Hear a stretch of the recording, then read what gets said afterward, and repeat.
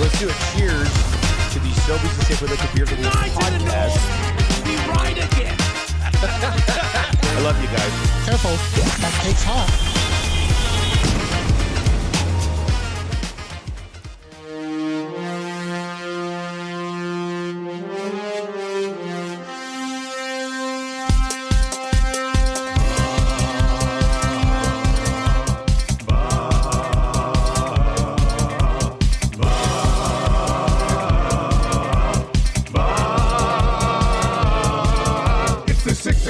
Check-in, come on, let's go.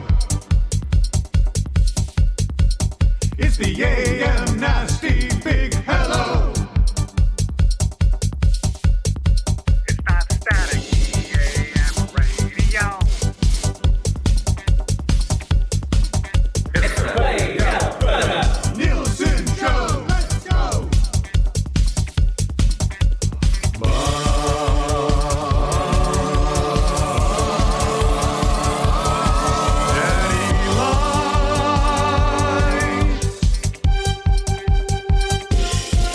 Everybody tuning in, even my wife. Mommy likes too. And those Macromala intros are cutting like a knife. Hey, it's Mitch texting in, he's your dealer for life. Let's crack a 6 o'clock and log in with some sirloin bites.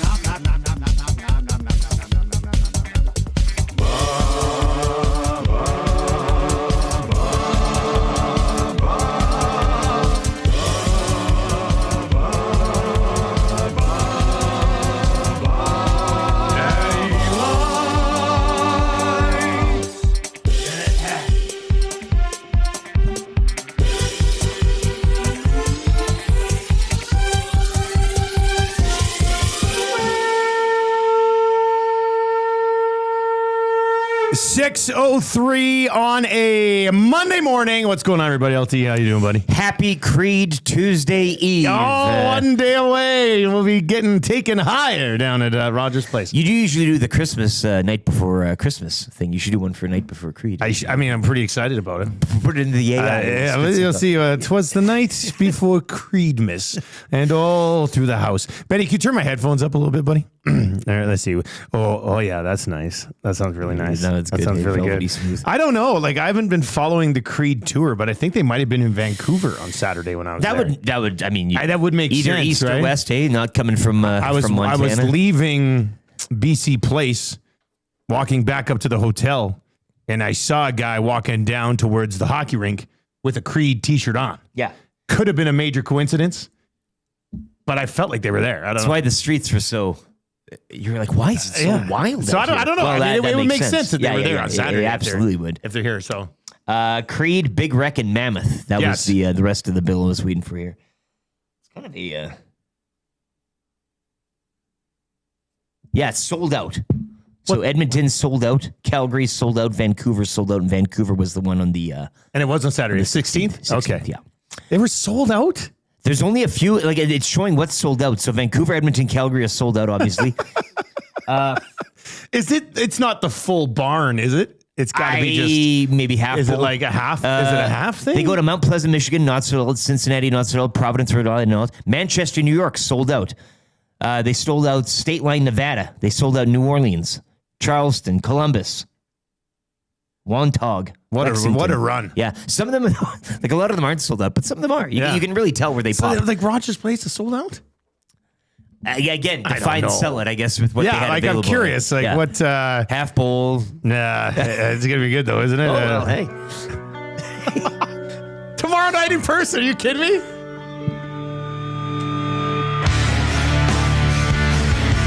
I am kind of genuinely like fanboying over this. I am very excited. Look, you've gone to Bush. Yeah, you're like, seeing Creed. But I don't know. I'm not like a huge concert goer. Yeah, but I'm kind of excited for this one. It's a good show. Now the Marlins play the Cardinals tonight. Everything is on the line. That's the last piece we need to fit in and really make tomorrow pop. If the Marlins were to beat the Cardinals tonight, I would probably rank it among the top 10 greatest regular season victories in baseball history. It'd have to be up Right? there, Can yeah. you imagine blaring Marlins Will Soar, which coincidentally was the song on Thursday for the tickets to Creed? But can you imagine that? Oh, And then they play it that night at the show. it's just, oh, God. If they do a live rendition of that, it's over. Yeah. But, Okay, but you got to get a shirt, though, right? You're going to get a tour shirt. oh, I should get a You should tour get a tour shirt. I should I never do merch at a concert. This but is I the should, one to do. Should definitely do merch at this concert. I'll come in here Wednesday morning with that Creed shirt on. What a time to be alive. Like, I just, I'm very excited. Huge shout out to our partners over at Play Alberta. They are the title sponsor of Edmonton Sports Talk, and they are the ones who hooked us up with tickets to the Play Alberta suite at Rogers Place for this game. Do we think it's a major coincidence that this is on a Tuesday? Or do you think they low-key kind of know what Creed means to the city on a Tuesday? Highly coincidental. Highly. They and the could have fact done not only Vancouver that or Calgary on it's the Tuesday. on Tuesday, but it was also announced on a Tuesday. Tuesday. Give me a break. There is zero chance it was announced on a Tuesday and is on a Tuesday just randomly. And I just There's no looked up- way. I refuse just to looked believe up it. If the Marlins play today, I was like, I mean, could you imagine? Of course, they don't have an off day today. Yeah. I know. They probably looked at that too.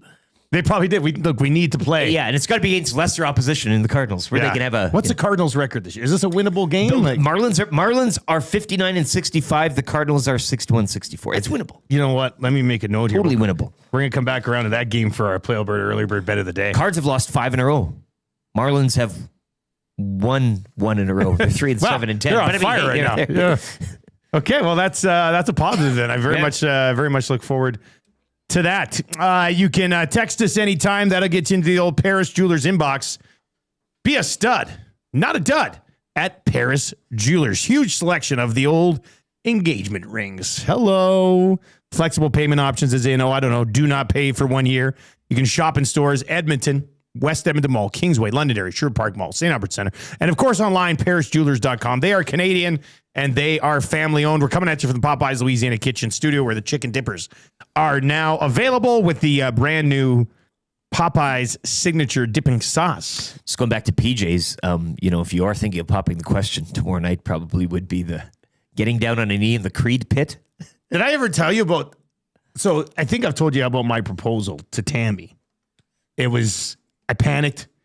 We were in our laundry or something. Yeah, we were in our bedroom in Fort Mac, and she had a migraine at the time.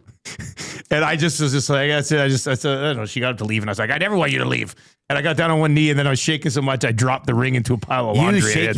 So it was not good. But my original plan, I don't know if I ever told you my original plan, and this involves jewelry.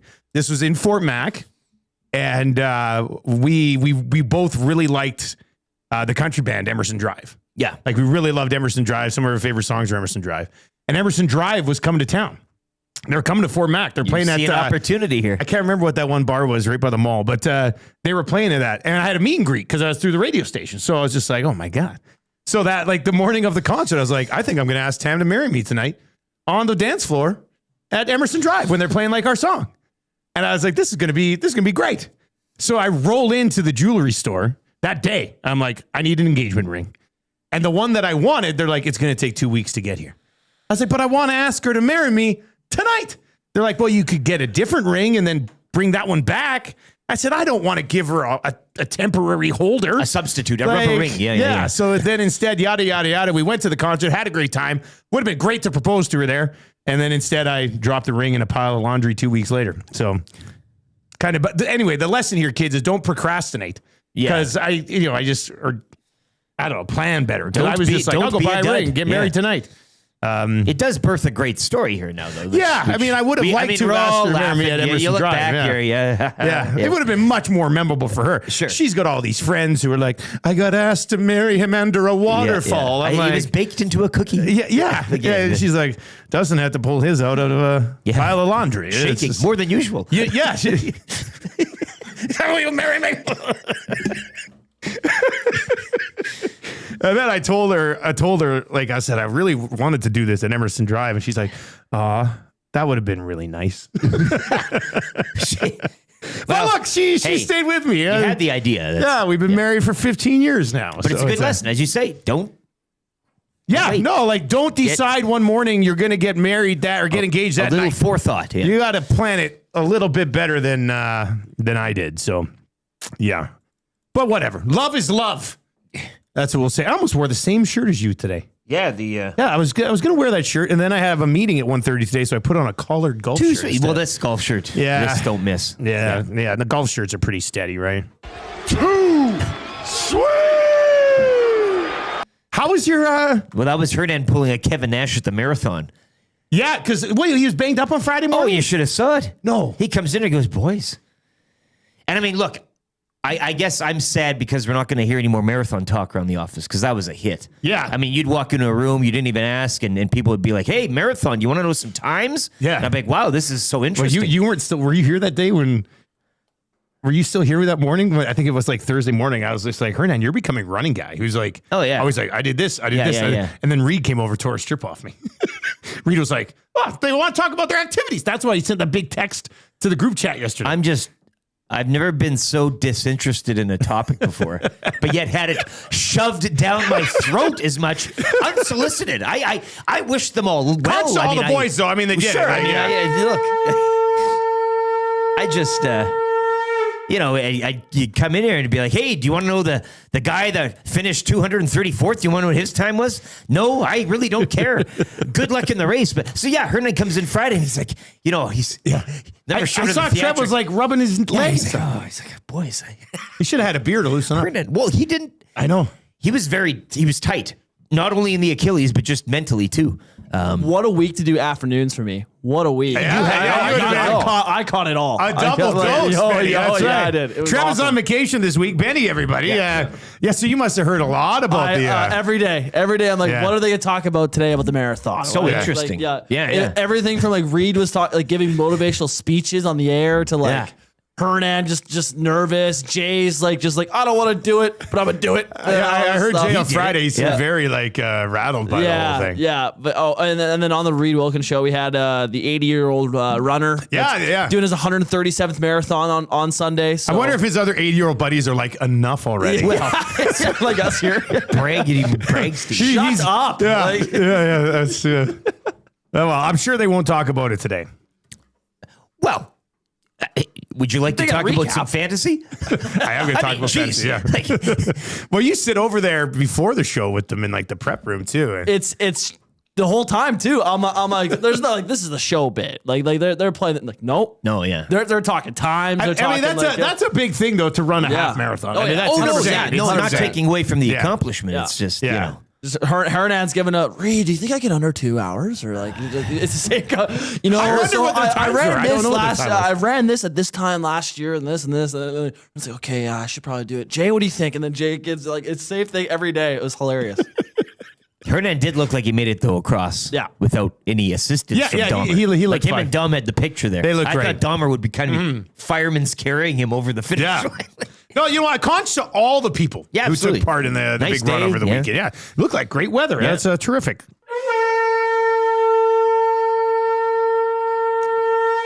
All right, so there you go. And again, just to get on the topic of topics people don't care about, huge week in the Dunya and the Kerfoot Yeah. for the two of us. 9-2. I'm 9-2. I mean, I don't know if this is Back like on top. This is like spite league-ish. Except I like all these dudes.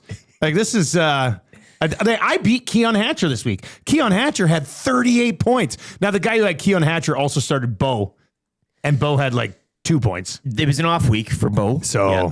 but I saw Trevor. So I'm getting ready to do the BC game, and I'm keeping tabs on the Riders game. And I saw Trevor Harris having himself a day, and that's my guy. I got Harris and Fajardo, but started Harris this week and felt really good about it. Yeah, if you had the Rourke Hatcher stack, I mean, Well, you didn't even need to start anybody else. You must have rolled Yeah, this yeah, week. yeah.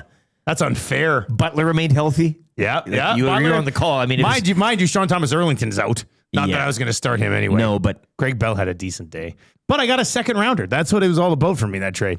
How was the Stag in Pill Country? How'd the Stag whole was day good. go? Stag was good. I'm alive. I'm healthy. You guys must have We're been all having a alive. riot. Pill Country must have been Oh, nuts. it was for the people watching. It's just you kind of go there and hit on babes. Is that it? Like that's what it is? Nobody's actually watching the game. But yeah, no, it was There's a good game. babes at a CFL game. I find that hard to believe. Oh, it's yeah. It's all old heads. I got pictures to prove it. Wow. Lots of zoomed in pictures. I've said too much. Well, I'm glad you had a good time. Yeah, it was a and a good big time. win. Yeah, it was a great time. Convincing victory. Hey. Dare I say a statement game for the yeah. I think the green and white. next week, though, is that statement game for them. Well, next week that's the only hurdle that they failed, and they got smushed by the Stamps when they played them. So they pretty that'll much be the wrap test. up first with a win next week. Yeah, but I right? mean, Like, easier said than done. Again, it's funny. You know, Winnipeg too, 5-1 against the league, except the Stamps. yeah. Like it's just funny how that's some interesting. teams and the Riders, you know, recently have had Bo's number as well, where he's torched everybody else. So we'll see if the Riders can overcome the Stampeders Saturday. That's the test. But then the Elks as well. Taking care of business game after game, whatever's in front of you, they accomplish that. The next test Friday in Ottawa, 3-7 Red Blacks. Another game which you can argue should be there for them. I mean, it's winnable, Given the injuries, especially Ottawa. with Drew Yeah. Brown now banged up. I don't Yeah. know what's going to happen with him this week. But Edmonton found a way to get it done against Toronto. It's all that matters at this point. 28-20, 2 wins in a row, back-to-back for the first time in the Mark Killam era. They are 4 points back of a playoff spot right now. You know, they're gonna have to continue to play well. They're gonna need some help along the way. But a pretty fun football game. They outscore the Argos 12-3 in the fourth quarter. Cody Fajardo finds a way to get the job done again. He was 25 of 31, 273 yards, touchdown and interception. And Justin Rankin it looked like a cheat code. Yeah. He looked like an absolute cheat code. He looked like in a video game that still has a burst button. Yeah. That's what he looked like. Like he touched the ball and was like, oh, I'll just push B and boom, gone. It was incredible. He had 13 carries for 92 yards and a touchdown. And he had 5 catches on 5 targets for 87 yards. Both ways doing it. Just a monster performance. Dunbar, who was starting for the Pirates in the Cavis Reed Fantasy Football League of Adult Things, 7 catches, 64 yards, and a touchdown as well. And I thought the defense actually. We're gonna have Demetrious Maxie on the show around 7:05. He's a defensive assistant, special teams coordinator. I thought that defensive line finally looked like a defensive line that I thought they were getting at the beginning of the year. Like it goes as scripted for the Argonauts. Arbuckle, again, over 300, flirting with 400. He had a touchdown, no picks in that one. But we talked about the lack of running game that the Argos possess. And it was on They don't even try. full display. Like they do not try to run the ball. There were 13 total carries by running backs, quarterbacks, and a few receivers. Well, 7 of them were Arbuckle. Yeah. Like, if you look at actual carries by running backs in this game for the Argos, Mac Mahan had 4, Spencer Brown had 1. They ran the ball 5 times. Nick Arbuckle, as I was prepping for this game, it kind of came to my attention. Nick Arbuckle leads the Argos in rushing. He has 130 yards. That leads the Argos. Like, they do not run the ball. Arbuckle threw it 42 times again, 382 yards. And a touchdown, but they do not run the ball. Brissett, who I traded last week in that Philpott deal, had 7 catches for 96 yards. It would have been on my bench anyway. Whatever. Okay, so. Exactly. All right, let's lay out the show for you. Still, that stings a little bit to see that this morning. Didn't think of it when I was actually, broadcasting the game. I'll get your morning announcements coming up. Off-season. What off-season? What off-season? We'll get there around 6:30 today. The Whipping Boy bracket continues. The good, bad, and ugly from the weekend for the 780. We'll go there. Demetrious Maxie on the phone at 7 o'clock today. Play Alberta early bird bet of the day. I feel like we must be on the Marlins tonight. And or do we hedge it and we bet the Cardinals so that if the Cardinals win, we make money. If the Marlins win, we get the song tomorrow morning on a Creed Tuesday. I mean, I don't hate the emotional hedge in this spot. But anyway, we'll take a look at the line. 7:30 today, we will ask the question, where would the Elks be if Cody Fajardo was a starter at the beginning of the year? Interesting. We'll get to that. Dave Thomas, voice of the first place Riders. He's going to pop by around 7:45 today. Kind of easy trivia. 3 questions too many. That's a good for the Italian Center at 8:30. It is, the next 2 weeks, big time draft weeks in fantasy football.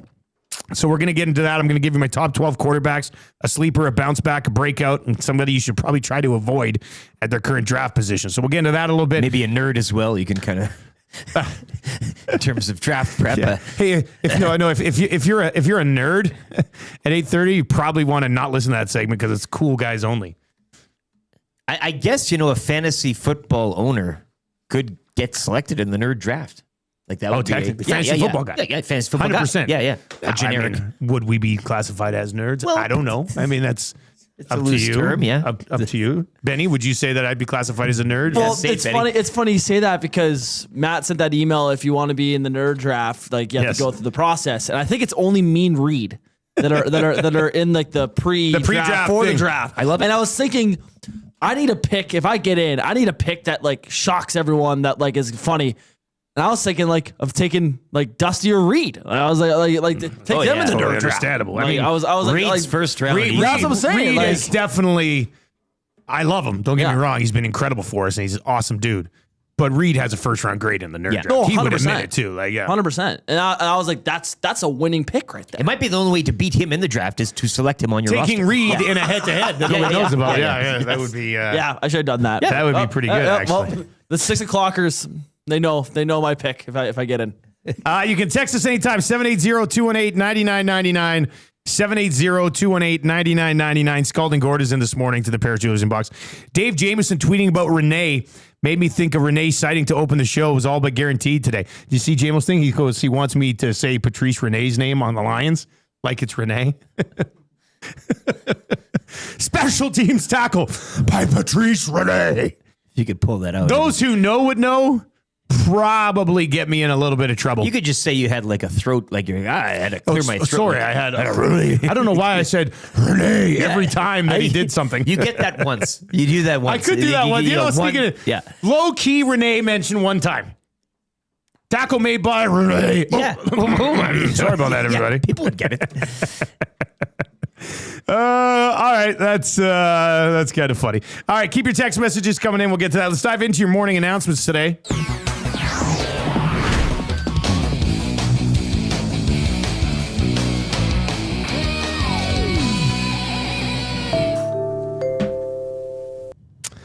Morning announcements now brought to you by the Rundle Park Short Course. With affordable rates for juniors, seniors, and adults, the walkable Par 58 course has a great family-friendly atmosphere. Perfect for all skill levels, but ideal for short hitters and those who are just learning the game. Also, snag a smash burger after at Shorty's. No.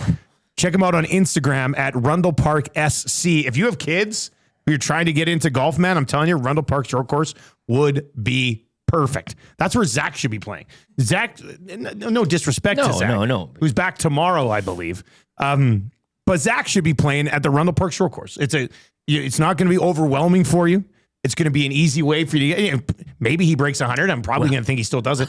But take a legitimate run at it. I was going to say that might be the place, but it might not. But you're right. And then the burger afterward, accompaniment. I mean, yeah. I mean, anytime you can say, "Hey, golf and smash burgers." Smash burger, you got me there. I think you're probably going to be pretty happy with that combination. So shout out to Garrett and the crew over at the Rundle Park Short Course. You should definitely check it out. And I know their Instagram is pretty good. Rundle Park SC on the Instagram.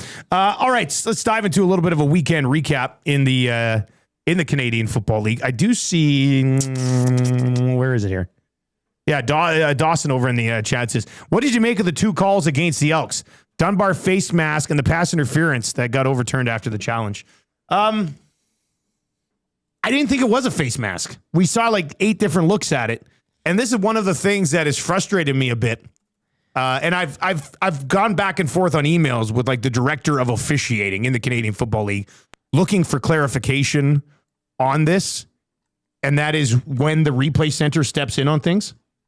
And I think, because I was waiting, I was like, okay, does the replay center get a look at this and go, no, it wasn't a face mask? But all the looks that we show, like there wasn't one clear look where you're like, didn't touch the face mask at all, which I guess is why they didn't step in that situation. It's very difficult to understand the different circumstances in which the league will step in. But I thought, look, there are missed calls in sports. I thought that one was a missed call. Yeah, sure. And then Happens all the pass interference was a huge play at the end of the game. I mean, when that flag came out, I was like, oh man, Toronto's coming back to tie this thing. And then you got to look at it. And there was a slight grab of the hip. And this is the thing. You can put your hand on the hip, but it's the turning. Like if you Yes, grab a guy's left hip and you turn him, Yeah. then that's a PI. Or if the guy turns on his own, which would almost like be a dive. Yeah. But I mean, like, you're not turning somebody. You can put the hand. If I feel a hand on my hip, I'm turning. Yeah. Like I'm not trying to I fight thought it was off. an extremely tic-tacky call. But I will say, I was surprised when they overturned it. I was just like, man, this is a big moment in this game. I don't know if they're going to come back on this. But the Double E ended up winning on a challenge, Yeah. which was Because you're right. They kind of get that interesting. in the way that's kind of shaping up Arbuckle right would there. have punched it in. I mean, they're usually pretty good in the red zone. So, yeah, I think just a straight up missed call on the face mask, and I think they ended up getting it right on the pass interference. So, I mean, nobody's ever going to officiate a perfect game. I thought overall the officiating wasn't that bad in that game. Like, But it for the didn't Elks steal too, the spotlight. So. kind of, playing a pretty clean game in terms of penalties and such. Eh? Well, they I have mean, to do that. I mean, they're in a spot now where there's no room for error at all whatsoever, right? So they have to do that for sure. Elsewhere around the Canadian Football League over the weekend, the BC Lions look really good. Montreal's down to their fourth string quarterback right now, mind you. I thought the arm on Morgan wasn't that bad. He had some zip on the ball. Yeah. Like, I didn't think he did anything that MBT. They kind of. No. He could have operated an offense like MBT operates an offense, but they're in Sure. trouble. Yeah. They're in trouble. It's not a place you want to be when the guy like that with the reps that he's not had is in. But yeah, maybe you see something there. And I mean, it's always going to be tough. And again, we talked about like a Hatcher redemption as well. Yeah. BC's great at home. It's one of those things. They need David. But you know what? A sleeping giant in a sense. They get him back. They get a few of those receivers back too. Montreal? Like there's still Yeah. a great defense is there. Thorpe is there. It's all there. They're 5-5. They have one win without Davis Alexander, but they're still kind of comfortably up on Ottawa and Toronto because those two teams are just struggling so They've much. gotten real estate early on. Yeah. Yeah. So if they can just hang on there and And then, statement victory by the Riders, containing Bo Levi again, second time this year, right? 29-9, the final. Absolutely rolled. they got his number. Got the number. All right, I want to do this again too. We did this. We got two more spots in my golf foursome on Friday. It'll be myself and then our first auction winners, Jay Nose and Stupid Al. I'm telling you, these two guys will be a good time. Like if you want to have a fun time golfing, Jay Nose and Stupid Al are good guys to golf with. So we have approval to have a group of 5 at the Capital Care Foundation golf tournament on Friday. It's this Friday. It's at a Red Tail Shotgun start at 8:30, and we're going to auction off another 2 spots here. Well, a spot for you and a guest. It's 2 tickets to the Feast on the Field dinner, which is happening Thursday night. They set it up right on Play Alberta Field at Commonwealth Stadium. Big dinner. Gazdick's going to be in the house. It should be a pretty good time. Very much looking forward to this. Nacho Man, where are you at? Janos is already. Unless Janos comes in and wants the other 2 spots, which I wouldn't put it past him. But Nacho Man, a few of you others who were bidding last time, let's get after this. It's going to be a good time on Friday. You will get 2 tickets to the Feast on the Field Thursday night with myself and another member of our EST team. We'll be at that table for dinner, and then 2 golf spots in the Capital Care Golf Tournament. 8:30 shotgun start on Friday. You'll be playing with me and the winners from last week. And 8:30 shotgun start. Should be back at the clubby by like 2. If you want to stick around for the lunch that they're going to have, you can. If you want to get on with your day, you can do that as well. But we're going to raise some money for the Capital Care Foundation today. So if you'd like to place a bid, fire us a text, 780-218-9999, 780-218-9999 is where you can get in on that. Let's have some fun. I promise you a very entertaining morning on the golf course. On Friday, I'll be doing the Nielson Show, and then I'll be hitting straight out to the course. But we're going to be broadcasting live all day, including you on the oil stream on Friday. Yeah, correct. With Hernan Salas. Again, we hadn't done a show prior to Friday in which I hosted. And now here you are. And then next Friday, he'll be hosting on the oil stream. 20 degrees right now for the forecast. Mix of sun cloud. What's the forecast like for Thursday? 17 mix of sun and cloud. All right, so sun and cloud for dinner, feast on the field. Right in your wheelhouse. Oh, man, I would love this. Everybody else is going to be like, wish it were a little bit warmer. I'm going to be like, take your shirts off. Feast on the field will never be the same. So, yeah, looking forward to this. If you'd like to place a bid, bid. Hit us up, 780-218-9999, 780-218-9999. We will get into that coming up here as we work our way through the day. Text your bid to 780-218-9999. 2 tickets to Feast on the Field on Thursday night. 2 spots in the Capital Care Golf Tournament in my group on Friday morning, 8:30. Shotgun start, 780-218-9999. If you're watching over YouTube today, hammer the thumbs up for us. We got a fun show coming up here. We're going to get into off-season. What off-season? That is on the way next. Demetrious Maxie, defensive assistant, special teams coordinator for the Double E. He's going to join us on the phone just after 7 o'clock this morning. And we got the good, bad, and ugly still to come before 7 o'clock as well. Let's get to a sports update right now with the one and only Lt.Eric. Toronto Blue Jays failed to complete the sweep of the Rangers following yesterday's 10-4 loss. Toronto will visit the Pirates to open a 3-game set today. 4:40 first pitch. Kevin Gausman gets the start. Jays 5 up on Boston for the American League East lead. Reds, meanwhile, over the Brewers 3-2 in 10 innings, snapping Milwaukee's franchise record 14-game winning streak. Scotty Scheffler, he'd rally from 4 shots down to capture the BMW Championship. It's his 5th victory of the year. Over to tennis, where Gabriela Dabrowski of Ottawa and Erin Roughriders of New Zealand won the Cincinnati Open Women's Doubles Championship with a straight sets victory. The second-seeded combo now have 6 joint titles. Over to football, the Edmonton Wildcats fall on the road in Winnipeg, 43-24 to the Rifles. They dropped to 1-1 on the young season. Huskies, meanwhile, they dropped to 0-2 after a 46-6 loss to the Hilltops in Saskatoon. Huskies will visit the Thunder Sunday, while the Wildcats, they're back home to host the Calgary Colts. Offseason, what offseason? Up next as Hour 1 of the Nielson Show continues here on Edmonton Sports Talk.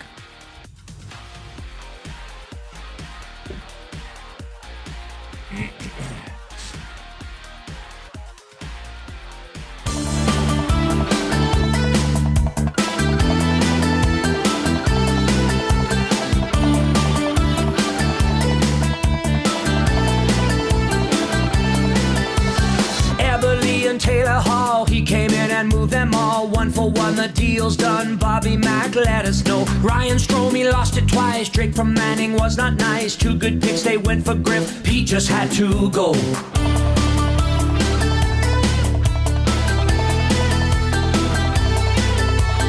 Eric Greiber buyout, what was that all about? Miko signed a 3-year deal, and my friends, that ain't no steal. Traded for Spooner, shoulda canned him sooner. Chris Russell, Lucic, no movement on their deal. He left a tire fire.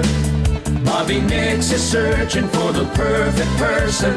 Pete left a tire fire. Now it's tough to do well when you're stuck in cap hell. 6:34 with the Nielson Show on Edmonton Sports Talk. Edmonton Sports Talk presented to you by Play Alberta. Gaming made easy.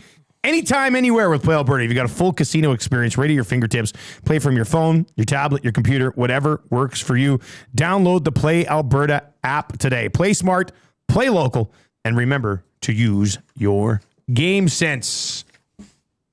All of our Nielson Show original songs brought to you by the fine folks at Totem Outdoor Outfitters. New gear, used gear, trade, and consign a sport for every season with hockey equipment and skates, of course, ready to go year-round. And it's that time of year, man. You're looking to get your kid in a new pair of skates. Got to go visit Totem Outfitters.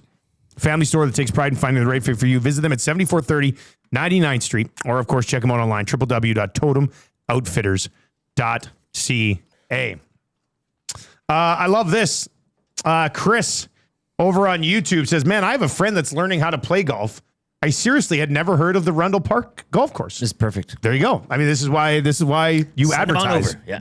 Yeah, check it out. It's a Rundle Park short course. Par 58. Walkable if you want, but it's not a little pitch and putt. Like, these are legitimate par 3s at Rundle. And if if a full 71, 72, which usually be like 100 shots for a lot of people. That's too much for you? You got this, Zach. This is it, man. Like, I want to take Zach to the Rundle Park short course and just be like, finish this. Let's off. do it, Zach. Let's do it. Let's break this 100. Yeah. And just get this thing done. Which is a good time.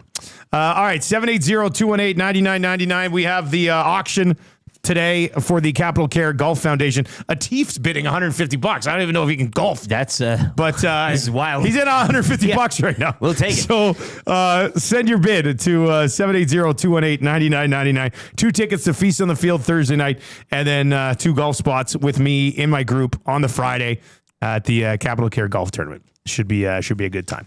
780-218-9999. All right, should we get into off-season? What off-season? The Whipping Boy bracket continues. We move to the forwards for today, which should be good. Let's do it here.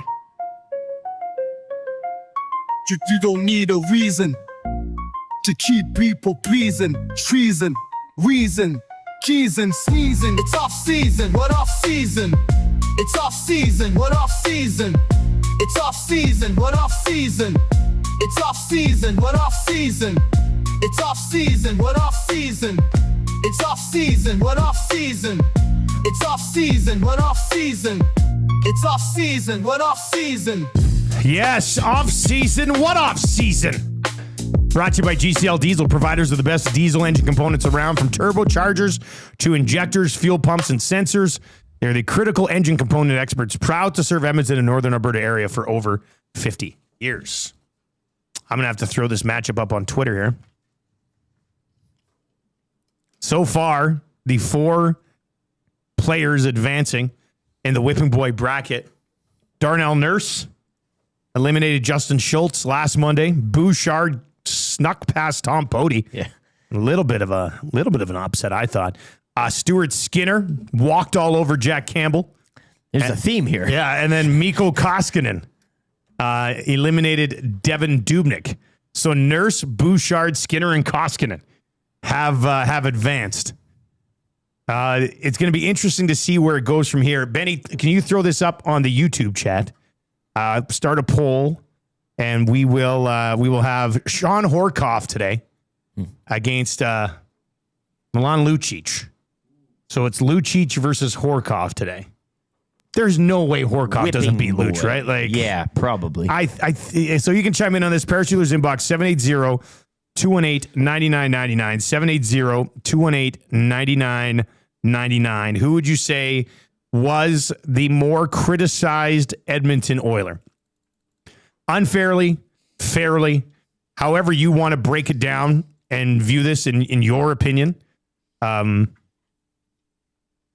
Who is it? Is it Lucic or is it Sean Horkoff? I personally think Horkoff should run away with this, but I've also been wrong before on this, so I'm not 100% sure. Benny, where do you come out on this? Hork versus Luch? Yeah, it's Horkoff. I remember Lucic getting like kind of fell off quickly. Yeah, Luch, he right? fell off quickly, and like I don't know, like obviously people were pissed off that he wasn't playing up to his contract, but like. Yeah, I definitely, even when I was young, I remember Horkoff getting... even as a young child, you hated Sean Horkoff. I have his jersey. You have a Horkoff jersey? I do, yeah. An 06 Horkoff jersey. And it's actually funny, when I wear it around Edmonton, like I actually get a lot of props for it. Do you? Yeah, a lot of people are like, oh, nice jersey. Oh, thanks. But like, I thought he was a whipping boy. But yeah, no, I've definitely heard more bad things about Horkoff than I have Lucic in my time. Watching the Oilers, so I don't know. Yeah, I think Horkoff should run away with this one. You think he will? I mean, there's been a lot of recency bias so far in this. The case for Lucic is rough because, as Benny mentioned, like his game was off anyways. Like it's what are you gonna? Now again, going to the Whipping Boys, it's criticism, but unfair criticism, I guess you could say. Well, the Hork had the whole contract thing that really hurt him, right? Yes, and kind of going into Lucic too, but. I think Horkoff could be seen more as like a workman's hero than Lucic in this market. And that's why, to Benny's point, you still wear the jersey. I mean, and but again, we're talking about given the time, was he the whipping boy? And I guess the argument can be made that yes, more so than Lucic. And I think when people go, whipping boys can be looked at differently. Like, yes. Because maybe they miss him. It's like a toxic. Well, you can still be liked. It just means you were criticized. Yeah, you at the time, you weren't happy about it, but like. As soon as they leave, you're like, you know what? Like, I do miss this guy. Well, maybe the Oilers do need this guy. But I don't know. I think that's kind of what's happened with Horkoff because I get a lot of props for wearing that jersey around. But yeah, I feel like after the fact with Hork, it was Like I'm trying to think what it was like out of the market on the Horkoff discussion. You know, that was a little bit pre everybody losing their mind on social media. Whereas when Lucic fell off, like other markets were like, ha ha. Well, yeah, I'm trying to think of what it was like with Hork, the where construction it was site announcement and all that. Yeah, that was a big deal. I remember that day. Abutsky says, based on performance, it should be Luch, but Horkoff will take this one 80% to 20%. Adam over on the chat on YouTube. And if you're watching on YouTube today, hammer the thumbs up for us. That would be great. Lucic was past his prime when he first signed the deal in Edmonton. Savage the Plumber says, I have Horkoff's gloves signed from the finals. They were once my favorite piece of memorabilia, but they aren't anymore. Well, interesting. I'm hoping you got more. Yeah. He was part of something. You know, Lucic never took you where you ultimately dreamed of going either, right? Horkoff was at least part of that 06, right? Like there's a bit of something there that's attached to him that you can nostalgically go back.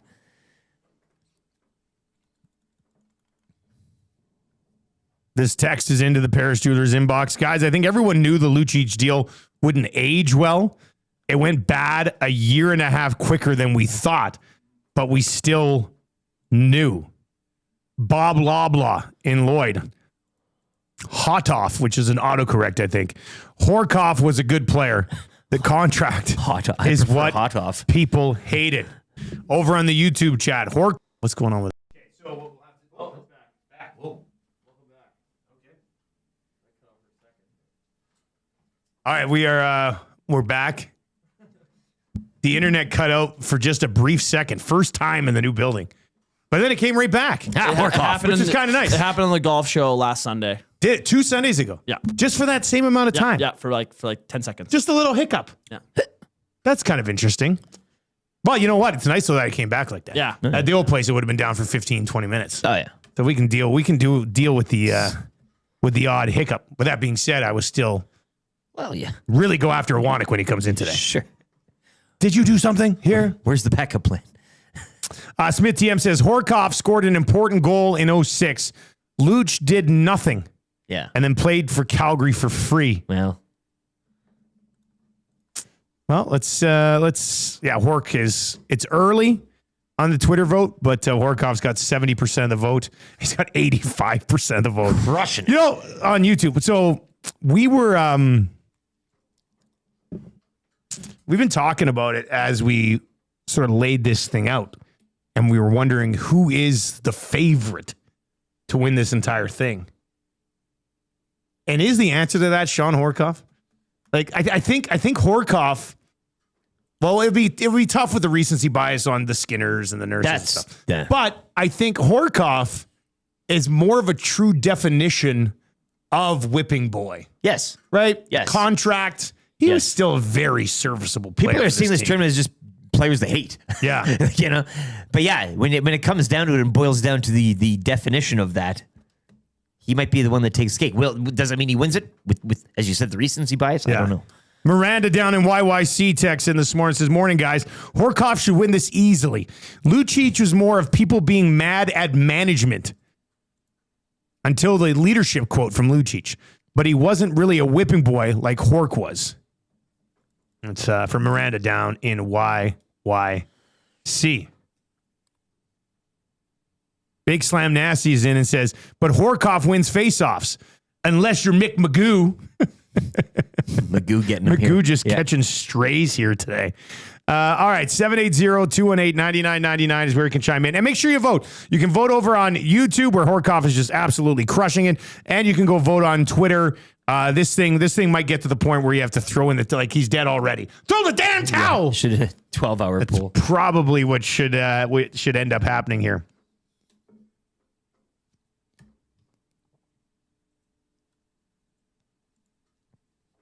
We're going to get to your good, bad, and ugly from the weekend as we work our way through the show. Demetrious Maxie's coming up just after 7 o'clock today. Voice of the Riders in about an hour as well. We're going to get his thoughts on the West because the West is going to be interesting, I think, down the stretch here, especially if the Riders beat the Stamps this week. If. Yeah, and BC and Winnipeg both win. It's a mighty if. Then it's a three That's a 3-way tie for second place. So, I mean, there'd be tiebreakers in there, obviously, but still, I mean, that could be pretty interesting. We are doing a golf auction today. Jeffy now has the top bid at 300. I think Jeffy was around last week as well, but ended up coming up short against J-Nose. It's 2 tickets to the Feast on the Field this Thursday night. Big dinner the Capital Care Foundation hosts at Commonwealth, right on the field. Very cool experience. And then 2 golf spots in the Capital Care Golf Tournament in my group on Friday morning, 8:30, shotgun start at Red Tail. All of the proceeds are going to be going to the Capital Care Foundation. So let's raise some money for a very good cause with our partners over at the Capital Care Foundation. So 2 tickets to Feast on the Field and 2 golf spots on Friday morning in the Capital Care Foundation Golf Tournament at Red Tail Landing, 8:30 shotgun start. Text your bids to 780-218-9999. Jeffy has it right now at $300. Killer deal. But if you want to join us, and look, if you're going to golf, might as well donate some money to charity to hit the links. So text your bids to 780-218-9999. And the vote will remain up on Twitter for 24 hours. It'll be up on YouTube until the end of the show. I'll probably come back around to a little bit on the oil stream today. I don't know who's hosting oil stream with me today because Tommy's off all week again. Probably Hernan or Reed, I'm guessing. Yeah, fueled by the process. I think probably, yeah. No, Reed's off too. Reed's off too. So Matt or Hernan. Must be Hernan. Hernan. I think. We got 4 guys off today. Probably Hernan. And 4 guys off on Friday. That's 40% of our workforce. I think that's a big chunk. Atif has come back in at 350. I mean, buy a Nasty Club membership, Atif. This is frugal Atif. I don't know what's going on here. Like $5 on a scarf for crying out loud. Now he's Atif's at 350. Do you have this money? Atif, I'm going to get the money after the fact. Yeah. Oh, I better get $400. Atif, if you could please text me your bank account balance. We'll see what happens here. But yeah, no, Atif's back in at $350 for this golf auction, which is awesome. All right, let's get into the good, bad, and ugly for the 780. If you've not yet checked out our swag, and we're going to do another run of shirts here in the fall. I'm not too sure what that idea is going to be just yet. But you got to check it out. Good, bad, ugly, brought to you by 780, home of the EST. Those ones. Limited, maybe still available. And then the Winya shirts absolutely flew off the shelves. It was ridiculous. So, I don't want to force feed another shirt, but I know there will be like a natural idea that sort of just pops up. Yeah. That we're like, that's amazing. Let's go sell a couple hundred of those. We got enough cubbies in the Corlax or whatever it's called up front. Hey, that's looking sharp. Yeah. We got like a merch shelf here. Oh, it is a Corlax, I think. Yeah, I think that's the what IKEA it's called. Corlax. Yeah, Tom and I put it together. Yeah, the merch Corlax. Yeah, we did together. It's great. Who led that? You and Tommy, like, was there one leader in construction? I kind of took it. Did you? Okay, good. But he was all in. We used a piece of wood as a hammer because Matt had his tools locked up. So what do you use as a hammer? The piece of wood that holds the basketball net. It was easy. It was great. Whatever works. Yeah. It's great. Yeah, that's baby. That's how it is in construction, right? You have to have to find a way. You just have to find a way. All right. What's your good from the weekend? What do we got here? Atif's accountant. Who the hell are you all of a sudden? Big Maple, that's good. No, my good is fantasy, CFL fantasy, specifically the Dunya, but also in the Kerr float. You coming up, what do you get, 9-2 now? You're running away with it. I'm at 9-2. Yeah, you've almost got the buy all locked up. For me, big win, though, 7-4. The Birmingham Barracudas. Still most points scored against as well. And still leading the pack. I'm just going to say. Really? That's tough. It's tough to see. Yeah, that's pretty impressive. San Antonio Texans a game behind at 6-5. You've then got in third the Shreveport Pirates, managed by Scott McCord, 5-6, and the Sacramento Gold Miners, the defending champions, 4-7. The Wannick? What? Yeah. Holy smokes! He's feeling it. And only 3 teams make the playoffs, right? Correct. Out of a 4 league. Okay. Wow. Well, that's something else. I didn't know Matty was in last. Yeah, he lost a tight one to the Texans there. Justin McInnes on the bench. You had Justin McInnes on the bench? Yeah. Carrick Wheatfall starting.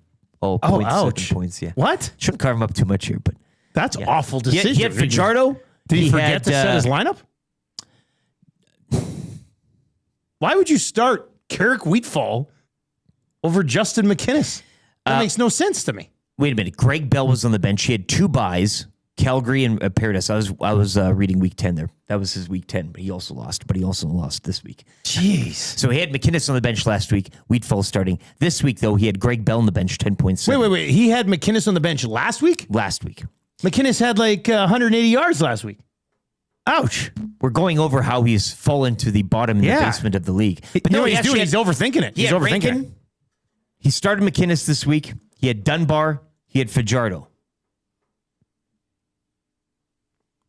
Road Dog Trev texts in and says, The Ugly, an Edmonton-based fantasy football league that allows players to stay on the IR after they've been removed and when they haven't been on 6-game at all. And Zach Claris. Also, a team in that league sitting Brady Oliveira to start Brett Lothar. Who did that? Brady Oliveira was on the Pirates bench. What?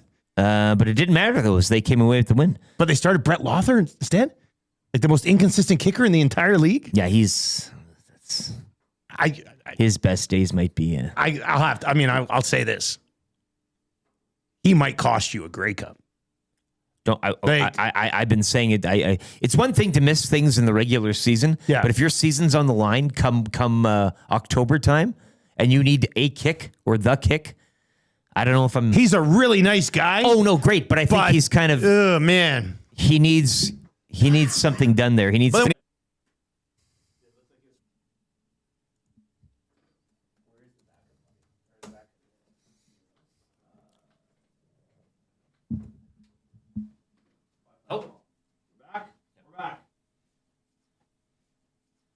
Well, that's going to get annoying. Well, I don't know how it kicked out of him, but it did come back. It did come back again. All right, well, it did come back. It did come back again. All right, well, fingers. You want to go? I'm really getting pissed at the sitter.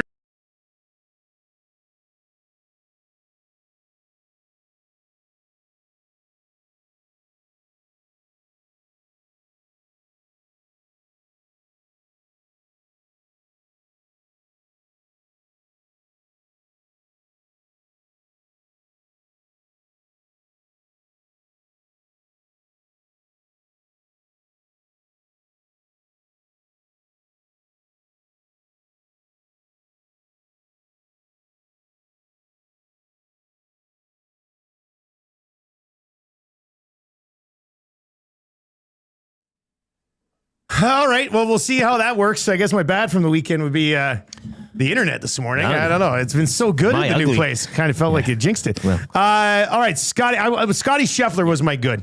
Did you see the chip that he rolled in the 71st hole? Oh, my God.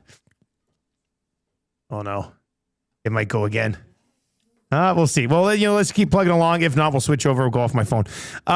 So Scotty Scheffler right now, players with 12-plus PGA Tour wins, including 3-plus majors in a 2-season span in the modern era. Arnold Palmer did it twice. Jack Nicklaus did it twice. Tiger did it 4 times. Scotty Scheffler has done it. Like, to be on a list that includes Arnold Palmer, Jack Nicklaus, Tiger Woods is kind of insane, is it not? Like, that's a good list. That's pretty remarkable. And it's pretty damn impressive for Scotty Scheffler. I just watched. Bad, and it could have just been ugly too, but the Bills fall to 0-2 in NFL preseason. They get creamed by the Bears. Shutout. 38. I saw that. Nothing. Everybody thinks the Bears are back. Well, it's like the Browns going 4-0 in preseason a few moons back, eh? Yeah, remember that? Well, that was a big one. We were not, but it is still like it's a bad look. This is my bad from the weekend right here. Josh Allen didn't play. Every single NFL preseason highlight, changing everything we think about every single team or player. Oh, yeah. We're so desperate for it that we just take what we... Last night on Twitter, it popped up. It was like, what a route by Luther Burden. And I was like, man, I got to see this. No. And he ran like a 10-yard out. He just went up and then ran to the left. I was like, there's nothing special about this. Stop sucking me into this. Caleb Williams is now proven. I saw that. He's arrived. I saw like the cover of like a newspaper. It was like Caleb is able. I'm like, Well, it was a preseason game. It was one drive. What are we doing here? Yeah. That's insane. So maybe just NFL preseason results as a whole can be the bad, but All right, what's your ugly from the weekend? ugly was Edmonton teams in the Prairie Football Conference, Canadian Junior Football League. A couple of losses. Wildcats falling on the road in Winnipeg, 43-24. The loss drops them to 1-1. However, the Huskies going to Saskatoon and getting clobbered by the Hilltops, 46-6. Ooh. And the Toppers, I know, had an injury to their QB1, and I do believe their QB2. So a drubbing in Saskatoon as the Huskies fall to 0-2. They'll visit the Thunder Sunday, whom they lost to in week 1, and the Wildcats are back home to host the Colts. The Bomba guy texts in and says, the new internet is as reliable as Brett Lothar. That's kind of a funny CFL text there from It is like, the Bomba guy. Yeah, we'll see how it holds up here, I guess. My ugly from the weekend is looks like on TV guy. Starting to get really annoyed with the guys who like don't go to football games and then criticize attendance by saying it looked like 3,000 on TV. Like, yeah. If you care so much about the attendance, go to a game. Okay, I thought everybody who was at the Elks game on Friday night had a really fun time. Well, there's also those two standing room sections? There was people in there. They're standing around drinking, having a pretty good time. The little lounge area at the end, it was country night. They had a mechanical bull down there. There's a bunch of people down in the end zone having. No, I didn't. I didn't have time. I was too busy, or I totally would have. You should have renewed your vows with Tammy at the country night. On country night. We kind of. Yeah, maybe that's what I should have done. But then, so they announced 17, whatever. I thought it was a decent crowd. It was like maybe 15. Well, here's 14, the thing with that, though, as you're saying. But then guy online's like, it looked like there was 4,000 there. I'm like, guy online can watch an Argos home game, too. The majority and bulk of their crowd sits on the side that the camera is on. Yeah. You're not seeing the full meal deal, and it's the same type of thing here. That side below the TV booth where we shoot from is always way more packed than the other side. So you can't really, it's not an accurate observation there from TV guy. That guy just drives me nuts. Well, you can't, I'm sorry. Absolutely drives me nuts. You're not getting the full picture. Yeah. Like, come on. What are we doing here? Go to a game. Count everybody if you want. Like, but there was, I thought if they announced 17, there was probably like 15 there. And it looked like a good time. They won back-to-back games now. So whatever. We'll see how it continues to trend. Sellout, though, for the Riders, because they have one loss on the season, and people want to go watch a winner. Sure. The Elks have won 3 of their last 20 at home. Like, it's you could say it's a miracle there's 15 there. Like, they got to turn it around, and people will start to come back. All right, and they did. They've won 2 in a row. Demetrious Maxie is going to join us over the phone coming up here just after 7 o'clock today. We'll get your Play Alberta early bird bet of the day. Some more Elks talk around 7:30 today, and then the voice of the first place Riders, Dave Thomas, who we had on the show a couple of weeks ago. Great guy, good conversation. He's going to join us as well. But let's get to a sports update right now for Chelsea. Over at Expedia Cruises in Northeast Edmonton, we are going to Mexico. There might be a spot or 2 left. It might be sold out. I should probably check in with her on that. Eric will have her phone number coming up, but it's going to be an amazing time. February 22nd to March 1st, we will be in Mexico, and I'm very much looking forward to it. Cole Harbor Joe texts in and says, we were in Section C, and our side was packed. I mean, that's somebody who was there, I guess, saying that. Sure, yeah. That sounds excellent. All right, let's get to the update right now with LT. Scotty Scheffler rallying from 4 shots back to capture the BMW championship. It's his 5th victory of the season. The Jays, they failed to complete the sweep of the Rangers as they fall 10-4. Toronto will hit the road for 6 beginning tonight in Pittsburgh to open a 3-game set with the Pirates. First pitch, 4:40. Gabriela Dabrowski of Ottawa and Erin Roughriders of New Zealand winning the Cincinnati Open Women's Doubles Championship with a straight sets victory. The second-seeded combo of Dabrowski and Roughriders now have 6 joint titles. Over to the Prairie Football Conference, the Edmonton Wildcats would drop one on the road to Winnipeg, 43-24 to the Rifles, Wildcats now 1-1 on the season. The Huskies, meanwhile, they'd fall to 0-2 after a 46-6 loss to the Hilltops in Saskatoon. The Huskies, they remain on the road. They visit the Thunder on Sunday, while the Wildcats are back home to host the Colts. Whether you're dreaming of crystal clear waters or exotic destinations, contact Chelsea LaBelle at Expedia Cruises in Northeast Edmonton to start planning your next cruise or vacation destination. Call 780-970-4834.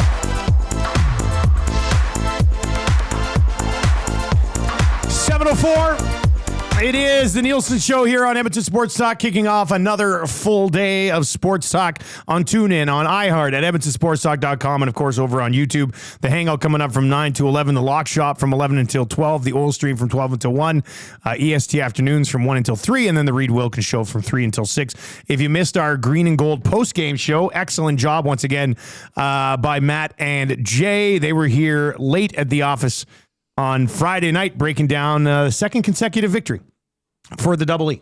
What a swing. Two big wins in a row. Dave Thomas, 7:45 today. He's a voice of the Riders. He's going to pop by as well. We'll get to your Play Alberta early bird bet of the day as well. But to dive into this big win for Edmonton, we've got Elks special team coordinator, defensive assistant Demetrious Maxie with us on the show this morning. Coach, how you doing, man? We appreciate the time. Hey, I appreciate you, brother. Just happy to be here, man. Hey, back-to-back wins will make you feel that way, right? What's the vibe like around the team? Well, you know what? They always have urgency and energy. You know, we just finally made everything clash together, right? You know, we were thinking about it earlier on the show. We were talking about it today, and I was calling the game for TSN, so I kind of get carried away, and I'm not diving into all the stats stuff. But I thought your defensive line might have had their best performance of the year. Can you talk a little bit about what type of season it's been for those guys and how much potential there is with that group? You know what? They're a great group of guys. They always stay active and alert and aggressive. You know, they just had the bad luck of not securing a tackle, right? So we're always in a quarterback face, and we always have great block destruction, but we just didn't find that finish, and we finally found that finish this past game of securing a tackle, and just creating some excitement because everybody had big hopes for those guys, you know, especially me. I believe in them, and I believe that we could take control of a game and take over a game. So they just got to continue to secure those tackles, and then everything else will be forgotten. How much of the defensive line position can be momentum moving forward? Like after a game like that, does that carry over to the next one? I know different opponent, different offensive line, all of that, but when you're feeling good about your game, that's got to go a long way, doesn't it?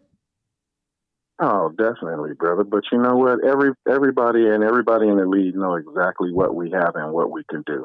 You know, just like I said earlier, we've just been having a problem securing the tackle. We've been in the quarterback face well over 30 times, but we just could not secure that tackle. So everybody in the league know exactly what we got and what we can do. So we're going to secure those tackles, and then we'll let everybody know on paper what we all about. Demetrious, moving forward, and as we inch closer to Labor Day, you know, Dusty and I were talking about opportunities here. The one on Friday you took advantage of against Toronto, and then the one coming up this week against Ottawa, a Red Blacks team that's been going through some injury problems. You've beaten the Red Blacks earlier this season with Drew Brown under center. How is it going to change now as Ottawa probably looking at a crumb quarterback under center for this week's matchup? Well, the thing about facing teams like that, even though we have the same record, they are desperate, right? They are desperate, so we got to be on our A game, and we got to make sure that when we travel out east, that we are focused, we're hydrated, and we're alert of everything that's going on. So we got to take advantage of the momentum, what we got going forward and what we created over these past few games of finishing, and we just have to carry it over. Crum is a heck of a quarterback. They do a great job over there. Tommy does a great job with his offense. They pass the ball probably about 98% of the time, and that's going to give us an opportunity to rush the passer, and cover their eligibles, right? So they do a lot of great things over there. They just had the bad luck of the straw right now, you know what I mean? And we got to carry that over and put our hand on their throat and not let them get up. Cody Fajardo talked about it, back-to-back wins here, but before that, it's kind of some nail-biting losses as well. For a group with a new coaching staff and then the quarterback switch partway through the year, I know it's tough because everybody wants results right away, but how much of, when you guys transitioned to Cody and we're close, but we're getting it done, how much of that whole, do you believe in the old, you kind of have to learn how to win, and is that what you guys have pulled out the last couple of weeks?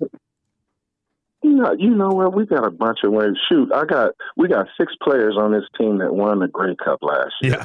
You know what I mean? So I can't speak how I want to speak, but I can, just give you a tidbit of what the heck is going on, right? So we got winners over here. This team won a Grey Cup in 2015. It got the most Grey Cup wins, going all the way back, right? So, but you got 6 winners, champions. I got my ring right here looking at me right now. And that's motivation for me. And those other players, too, that received those rings when we whipped up on Toronto last week, they have those rings, too. So we have champions in the building, but we have to finish, right? That's what this thing is all about. And Fajardo and the quarterbacks we have in the building, they've been nothing but great. It's good energy in this building. And we just enjoying our time, and we just going to creep up on some people and just let it happen. We're going to let it happen. And, it's fun times, good energy in the building. We moving forward, and we going to get these wins. They're going to come, but we facing a team that is desperate, and that's the worst team to face. So we just got to be on our A game and ready to play these dudes. You mentioned, too, the pedigree you just went over. I mean, some of the players, yourself included, and I'm not going to try to age you here, Demetrious. I mean, I remember watching you play in the league way back when, but what's this been part of this coaching staff like as well? Youthful as it is with Mark Killam, but he's been around as well, special teams role, first as HC, Sherritt and the boys there. Max Simics had experience, but what's the mix of this coaching staff? Because I know some people, when we hear it and people talk and they say, they're missing an old head on that staff or something. And again, I'm not calling you an old head, but you do come with some experience as you're looking at your ring, right? You know what? It's all good. I am an old head, but I got a lot of juice and a lot of energy. Yeah. You're gonna see a lot of urgency out of me all the time. I don't mind it. I'm proud of being in the CFL. I'm proud of being in Canada and them giving me an opportunity to be here. So. Shoot, I've been here for well over 20 some odd years. Yeah. You know what I mean? So that says a lot about me and about this league allowing me to be here. So I'm excited all the time. And shoot, call me that old head, dog. I love it. I eat it up, and I'm gonna keep going. Yeah, so I appreciate it. So we got that, and we got Tuck here too. That's been here for a long period of time, and we got some people in our front office that played for this organization that was dominant too at that point in time. So we moving forward, man, and we just gonna continue to be great together. That's it. You mentioned that you've got your ring from the Grey Cup last year presented to a bunch of you guys who were with the Argos this past weekend. I have to know, I saw this ring. I think we had a shot of Metier. He had it on. How's the ring game compare now to when you won as a player? Because your first one was in Baltimore, right? Were they doing rings with the Stallions or what? You know what? That ring was so poorly made, but it was beautiful winning that cup. It's a picture of a cup on. You seen it? It's a picture of a cup on it. Got a few little chips of diamonds in it, but it's just the memory and the gratefulness of having that ring. But today's ring, it's unreal. The top spins off. You got diamonds all over the place. They got a lot of designs on it, and it's beautiful. So I'm going to cherish this one for a long time until we get this next one, and then I throw this one in the trash can, and then I'm moving forward with the next one. but you know what? This was big for me because I did win 2 with Toronto when I was a player. Yeah. And this one as a coach with Toronto was special for me and a group of people that I've been around, even Penn, right? Penn was my teammate, my coach, and the GM. So I've been around those people, and I appreciate those people. And this one was a special one for me, being back in Toronto, winning one as a coach.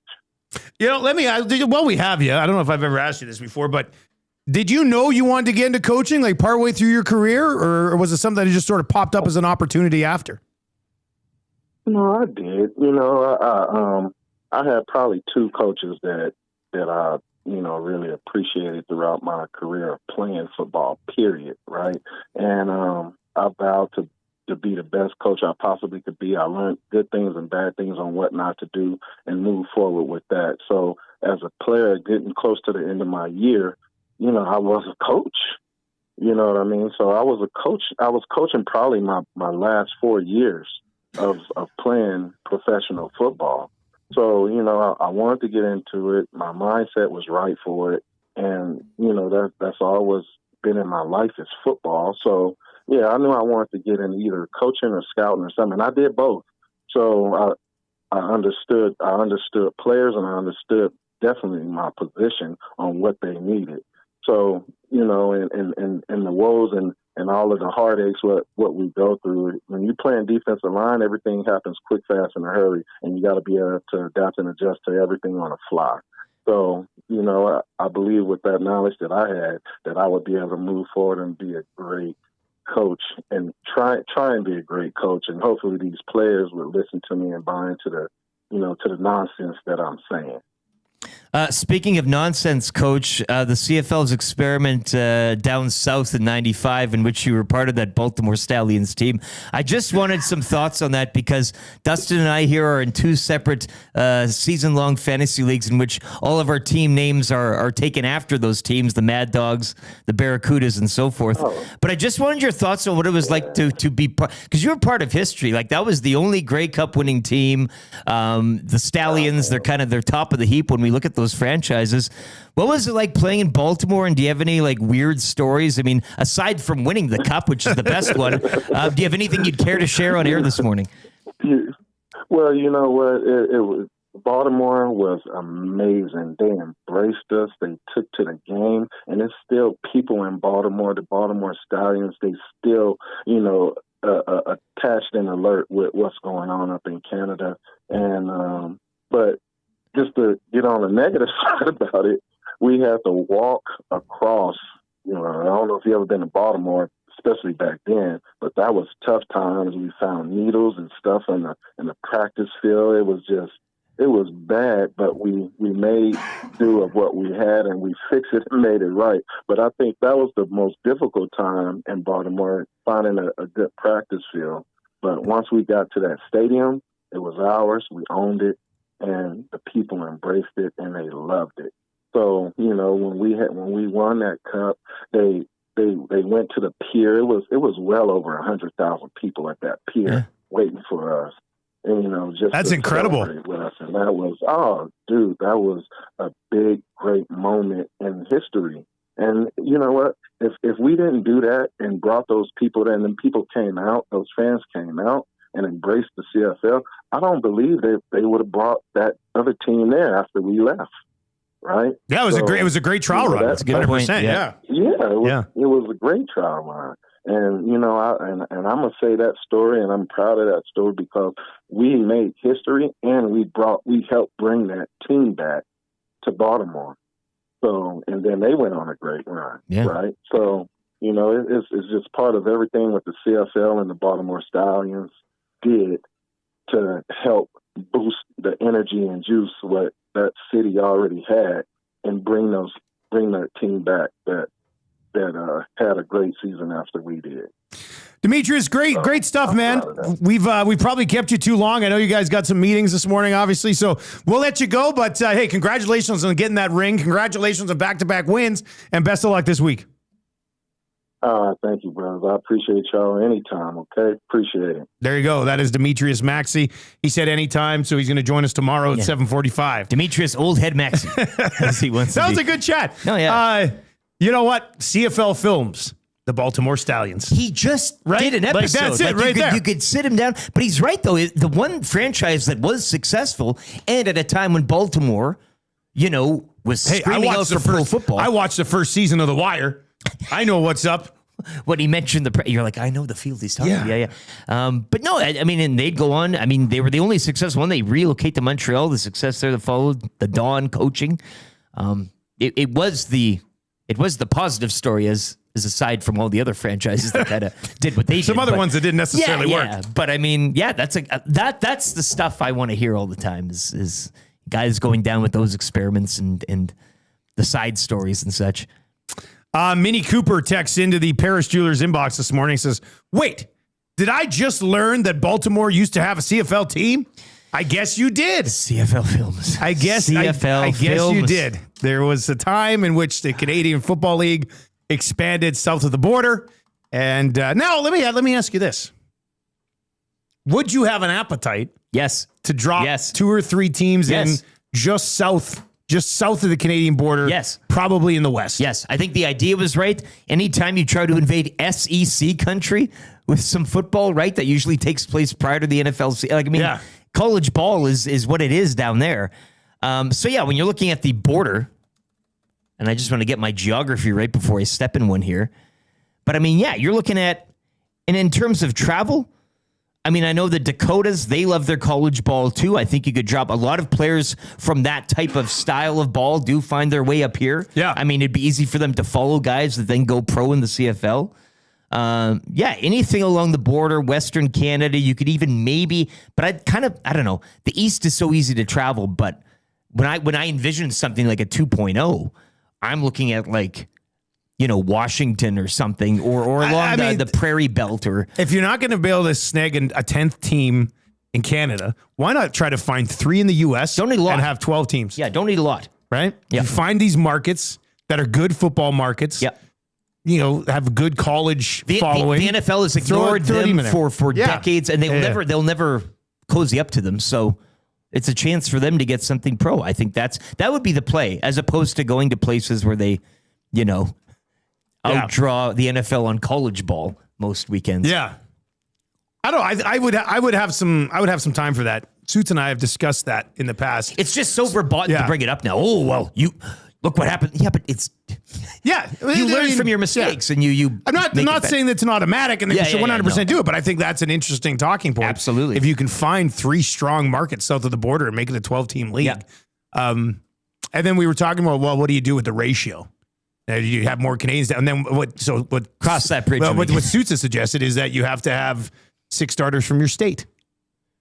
Okay. So, they had 6 guys starting from North Dakota on the team or something, something along those lines to, I don't know, sort of even maybe, I don't know, but there's lots of different things that you can do with Washington, right? Montana, North Dakota.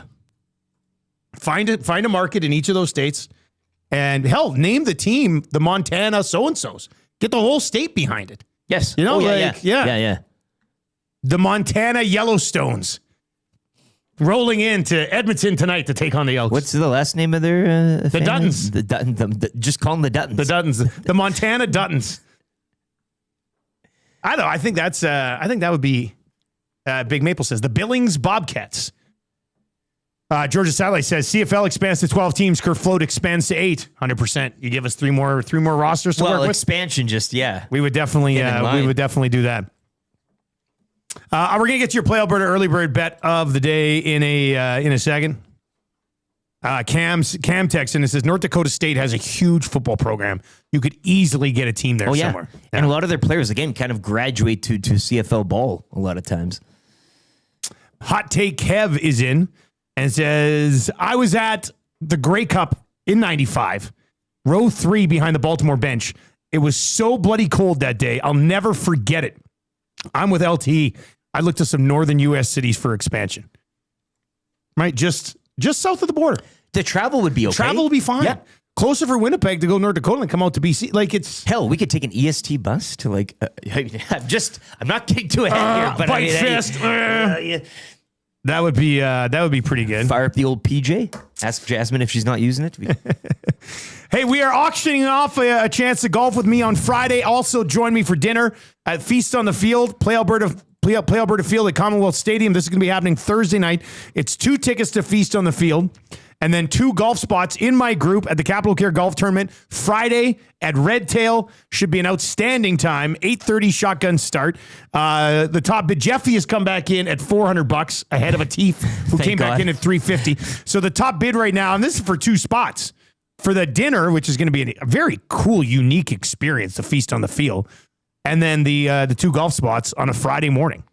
So if you can top 400, I'm telling you, this is worth much more than 400. And all the proceeds are going to go to the Capital Care Foundation, which is good. This is 100% of the proceeds from whatever the winning bid is will go to the Capital Care Foundation for this golf auction today. So send your bids to 780-218-9999. 780-218-9999 is where you can get in on those ones. The troll is in and says Omaha and Des Moines are decent-sized cities with no pro sports teams. I'm not sure if they like CFL, though. I don't think Billings is large enough for a team. Yeah, it's always a fun thing to discuss. Yeah. Chewing it around is whatever. I think it's probably the most reasonable of the expansion. Well, you can't go to play like. As wild and wacky as that experiment was, it was kind of nuts to think that you're going down to like Tennessee. Yeah. And you're like we're going to take this on. Way down there. Yeah. Okay, good luck. But no, this certainly, if you were going to do it, this would be the play. And then you can go with all the ratio. Like there's a lot of stuff you'd have to explore in there. But just on the surface, for travel, for interest, for all of those things, I think it'd be very, very easy and probably successful. All right, let's dive into your Play Alberta early bird bet of the day. Couple of different things that we're going to have to look at here. By the way, shout out to Play Alberta for adding some player props in the CFL. That happened for the first time last week. So that's good. That's something we've been requesting. That's nice to see. We do have, you haven't looked at the lines yet, have you? No. All right, well, maybe we'll do a little game, I guess. Yeah. We'll guess the CFL lines. And then, actually, let's see. What do we got? What's the Marlins number tonight? See, so the Marlins are minus 147 favorites. Cardinals are plus 117 dogs. Do we emotional hedge for a Marlins win the morning before Creed is actually here on a Creed Tuesday? Or do we just say, let's roll with the bloody Marlins at minus 147? I think you got to roll with the Marlins. Yeah. Then it's a double whammy tomorrow. I know. Like we won money with the Marlins. The Marlins will soar. We should kind of be Tuesday. scared and hedge the, I kind of want to go in with. This win tonight for the Marlins is destiny. It's destiny. You've had the Tuesday announcement. You've got the Tuesday show. Amish Man 19 says if the Marlins don't win tonight, I will never forgive them. Well, so I want Play Alberta today to be a like lot of things that. Why are we getting so much action on the Marlins? But we can do that. Like we can change the action they get on an MLB team for sure. So let's make that your official Play Alberta early bird bet of the day. The Marlins, the night before Creed plays here, minus 147. And you know what? I'll get it boosted. Let me. Yeah. Let's get it. I'm going to send a message over to the boys right now. We'll get it boosted. It's at minus 147. Don't bet it right now at minus 147. I think you start the message with Happy Give me a Creed second. Eve. Yeah, I'm going to say on that note, boosted. This is how easy it is. It's great. Boosted. Early bird bets. Marlins money line minus 147. but can we move it a bit with a boost? And now sometimes they come back and go, yeah, what are you thinking? Which is really insane to have that type of access to a book. I'm going to be like, how about plus 125?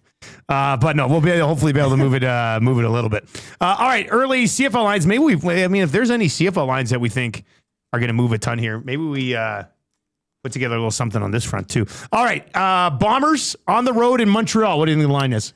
Ooh, Bombers -4. -6. Okay. That's the old James Morgan line, right? They're going to be starting their fourth stringer. Know, yeah. Still, though, I mean, I think the Alouettes' defense is kind of good enough to maybe make that interesting, but... Like, we're sure. I'm not totally up to date with the injury there. Caleb Evans? Yeah, he had ice on his knee. Okay. So for the rest of the game, so sitting there with crutches. This is Morgan's team. I think this is Morgan's, unless they go to Cam Dukes, who they just signed. Cam Dukes is more CFL experience. Go with him. He's got the experience, yeah. But I didn't mind the way Morgan looked. But maybe it's a Cam Dukes game. Well, regardless, yeah, 6, okay. If we're going to do an early line here, probably Bombers just on the money line and just put it in. The Elks and the Red Blacks. What do you think the line is here? Elks 2.5. Elks -2.5? Yeah. Elks +2.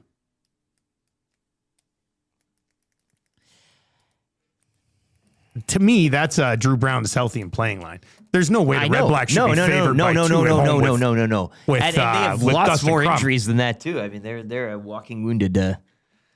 Lions and Argos in Toronto. Lions -6. 4.5. Really? Yeah. What is it? PNE weekend? Is that the one? Yeah, it should actually be a good crowd in Toronto this week. Yeah, so that's why that's so tight. And then Riders and Stamps. Ooh, Stamps -2. Stamps -1. So the Riders are a tight dog. Man. They play them good, and if they're healthy, that's gonna be a hell of a game. I mean, do you think that line could move where the Riders are maybe a 1-point favorite by the time we get to kickoff? I think you're gonna see some money come in on the Riders as dogs. Yes. So it's a pick'em. Let's do this. Let's do early in the week.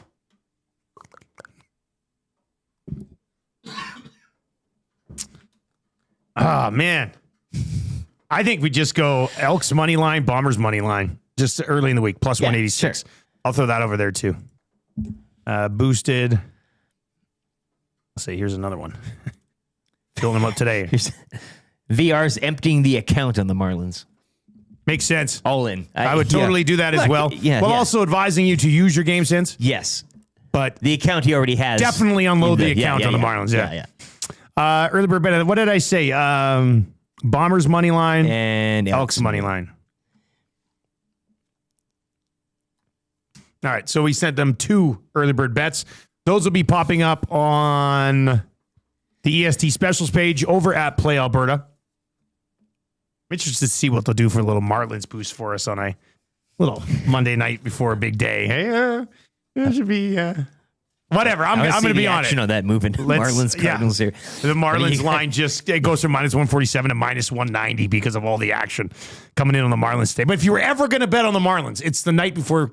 It's a Monday night before Creed is in town. On a Tuesday, What are we doing? You can skip the flight to Vegas because jackpots are just a tap away. Experience all the thrills of a casino right from your phone with Play Alberta. Download the Play Alberta app today. Use the code EST Casino. Deposit $20 and get a $50 casino bonus. All right, up next. This is an interesting discussion that has to be had. If Cody Fajardo was the starting quarterback from the beginning of the season, yes, where would the Elks be right now? Maybe they are where they are. Maybe they're 2 or 3 games better. I don't know. I want your opinion on this. 780-218-9999. 780-218-9999. And if you're watching over on YouTube, feel free to chime in there as well. We have that golf auction going today. 2 tickets to the Feast on the Field for the Capital Care Foundation, and then 2 spots to golf with me Friday morning at Red Tail Landing. EST is going to be out there for 12 straight hours of broadcasting on Friday. So if you would like to bid on that, 780-218-9999. Jeffy's got the top bid right now at $400. J-Nose took it down last week at $800. So a little bit of a better deal right now. And if you want to join us, I'm promising you it'll be a very memorable Friday morning. So text your bid to 780-218-9999. Yeah, and grab a buddy. I mean, split it. It's going to be, it's a very affordable ticket right now. And then Dave Thomas, voice of the Riders, on the way in about 12 minutes as well. Let's get to a sports update right now for Handsome Mitch over at Park Mazda.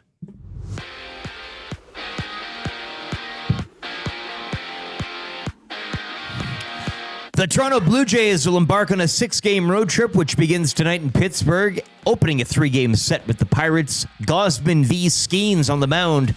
4:40 action gets underway as the Jays are 5 up on Boston for the AL East lead. Toronto failing to complete the sweep of the Rangers yesterday as they fall 10-4. Scotty Scheffler would rally from 4 shots down, capturing the BMW Championship. It's his 5th victory of the season.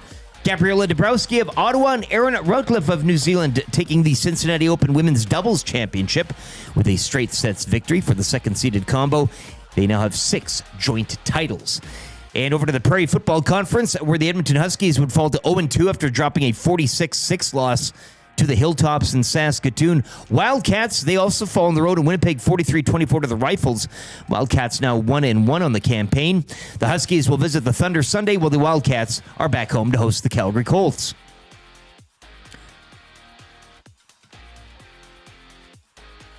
Sports update brought to you by the great staff at Park Mazda and dealer Principal Mitch Lewicki. Check them out today. ParkMazda.ca. Park Mazda, your dealer for life.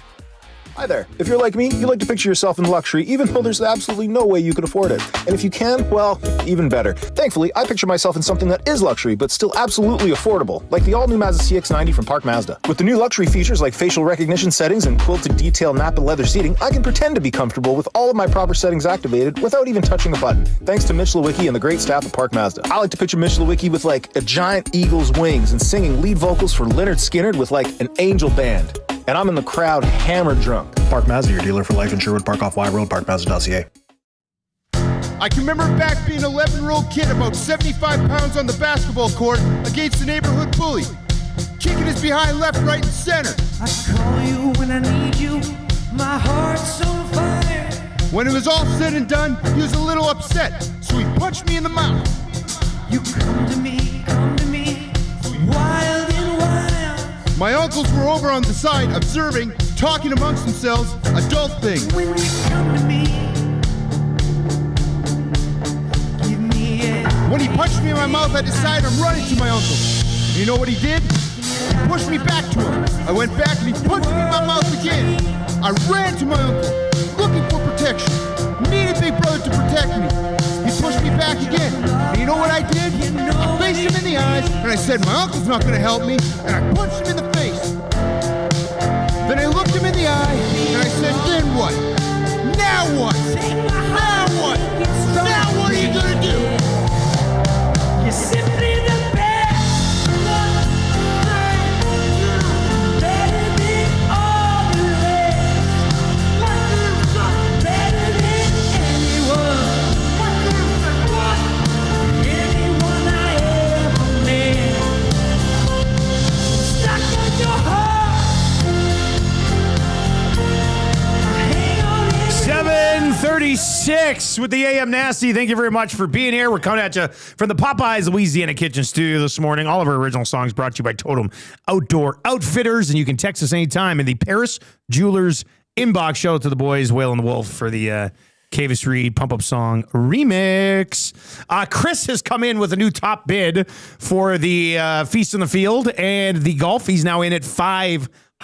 Hey. So Chris has the top bid right now, $500. All the proceeds will be going to the Capital Care Foundation. Atif had it, then Jeffy had it. Atif had it, then Jeffy had it. Now Chris has it. 2 spots in the Capital Care Golf Tournament with me on Friday morning at Red Tail, 8:30 shotgun start, and the 2 tickets to the Feast on the Field dinner.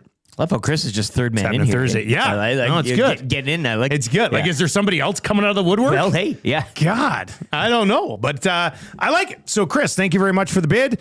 If you can top $500, which definitely would still be great value on this thing, text 780-218-9999, 780-218-9999. All right, we got Dave Thomas, voice of the Riders. He's going to join us in about 10 minutes. But I think this is an interesting question. It is. It's a fun one. And you know what? Let me quickly plug this before we get into this conversation. But if you want to join us, we're going down to Calgary. Labor Day bus. We've teamed up with the Elks. It is the Edmonton Sports Talk Labor Day bus presented by Canadian Club. Look, if they go out this week and win against Ottawa, yes, a winnable game, then they're on a 3-game heater going into Labor Day. You're going to want to be on that bus. That's going to be a good time. You'll get a ticket to the Labor Day Classic in Calgary, transport to and from Calgary in a coach bus, 2 Canadian Club beverages on the way to the game. We'll have you at the game 2 hours before the game so you can tailgate down there in a pretty decent Stampeders tailgate. And then you have post-game pizza on the bus. They'd be 4-6 if they win Friday. If Calgary loses to Saskatchewan, they're 6-4. That's 2 games, and you've got 2 right there. coming up. And yeah, it's wishful thinking, kind dare of. To dream. Dare to dream. That's why they play them. Go to EdmontonSportsTalk.com, click on Labor Day bus. It's well over halfway sold out. And we're talking 2 buses. So 1 bus is already jammed up. Yeah.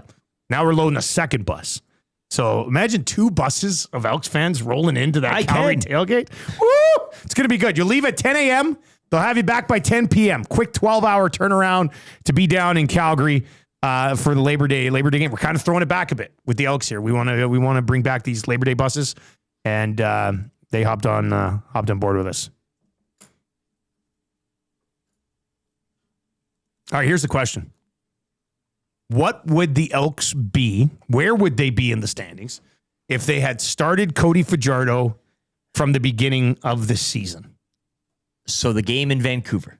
From the game in Vancouver. Which they held the Lions pretty tight early on. They lost that game 31-14. BC kind of pulled away near the end.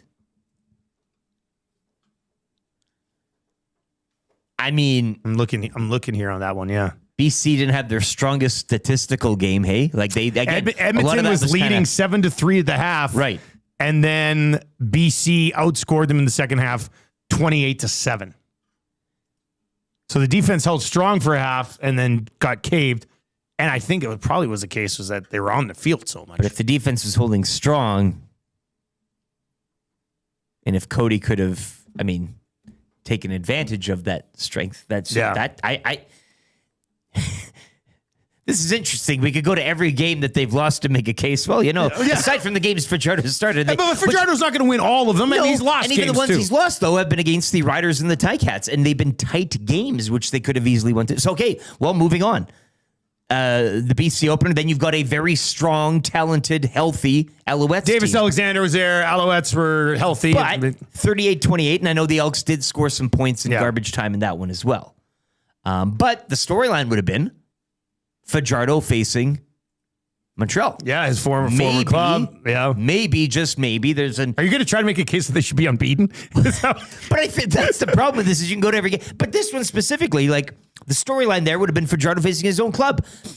Again, this team, if you're going to make the argument that maybe they win that week 1 game 2, they're coming in, they're feeling good. Obviously, again, the narrative would be him facing them. He'd be fired up. He'd be juiced up for it. It'd be tough because the Alouettes at that point were, relatively healthy and firing in all cylinders. But, okay, so we'll give that one an L. Yeah. Okay. Right? Oh, yeah. Well, because we can't keep doing this. Winnipeg, too, I thought they played the Bombers a good game. 36-23 was your week 3 final. Or week 4, because I know there was a bye in there or something. Since they went to Fajardo, 21-18 loss to the Riders. Tight.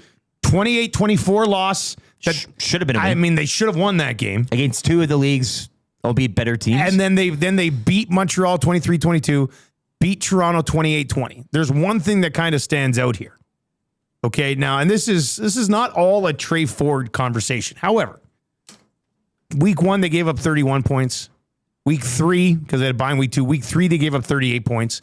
Week 4, they gave up 36 points. Week 5, they won, but gave up 33 points. Week 6, they gave up 32 points. Then they had a bye. Then they went to Cody. Since then, their defense has allowed 21, 28, 22, and 20. And I know he's like, well, that's not, but it is a quarterback conversation because it's team. They are sustaining drives with Cody Fajardo at quarterback, Bingo. which they weren't doing with Trey. So it's 2 and out, 2 and out, 2 and out. The defense had to come back on the field, and they got exhausted. Now, with Cody leading some sustained drives, it is allowing the defense an opportunity to get a chance to rest. And I think that's making a significant difference. I was also told last week that the Elks offense, this is how it was described to me, the Elks offense runs how it's supposed to run with Cody Fajardo at quarterback. And this is a veteran guy who's been around the league, on top of him being described as having a massive presence around the group since they've kind of given him the job. Everywhere he's been, that's been he has a massive presence. Everybody loves him. And I don't think it's crazy to think that if Cody Fajardo started the season, they're at least a 500 football team, which puts them in a battle with BC and Winnipeg right now. And based on what we heard coming out of training camp, if it was an open battle, yeah, he would have started the season, correct? Like, that's also been reported. So, I mean, are we okay with the organization with a bunch of new faces around giving Trey that opportunity, like giving him the first crack at it? It could end up costing them a playoff spot. Yeah, but everybody was that's what everybody wanted at the time, right? And coming off, what he had to struggle and endure with last season, it's a tough one. But that's why I think looking at this season too, and people say, "Oh, yeah, win 3 in a row, the Stamps." Well, no, but you mentioned Fajardo coming in and playing in that position, but then also alleviating the pressure on the defense and giving them time to rest. This team we set on paper to start the year was good. It was the inability to sustain those drives, which had a cascading effect on the defense, but now you're seeing them playing teams tighter, finding ways to win, and the defense now playing a little bit more stout. So we haven't even hit Labor Day yet. They're 4-6. If they win this week. Yeah. But which, again, I'm going to give it a win right now. Well, I'm not. But the way these two teams are trending right now, I would. I mean, again, they have to play the game, but I just think their defense is getting some rest, yes, and is starting to look like the defense that we thought they would have. Like that defensive line. Fajardo over Crumbing and a banged up Ottawa team right now, home or away. This text is in from Luke in Cowtown. Said the Elks would have 4 wins right now, which is one more win than they have. Mm-hmm. Says they would have 4 wins, and everyone would be mad that they weren't giving playing time to Trey Ford. Well, which actually, I mean, if it had been Cody from the start and they had just 4 wins, people would probably be like above 500 to silence those calls.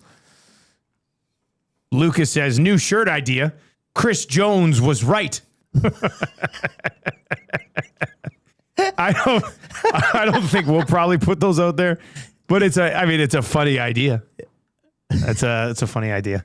All right. So no, that's, well, let's see how it plays out. They've won 2 in a row. Julian Grant doesn't that drop against Hamilton. It would have been 3 in a row, but whatever. They get Ottawa, winnable game. They obviously get the 2 against Calgary.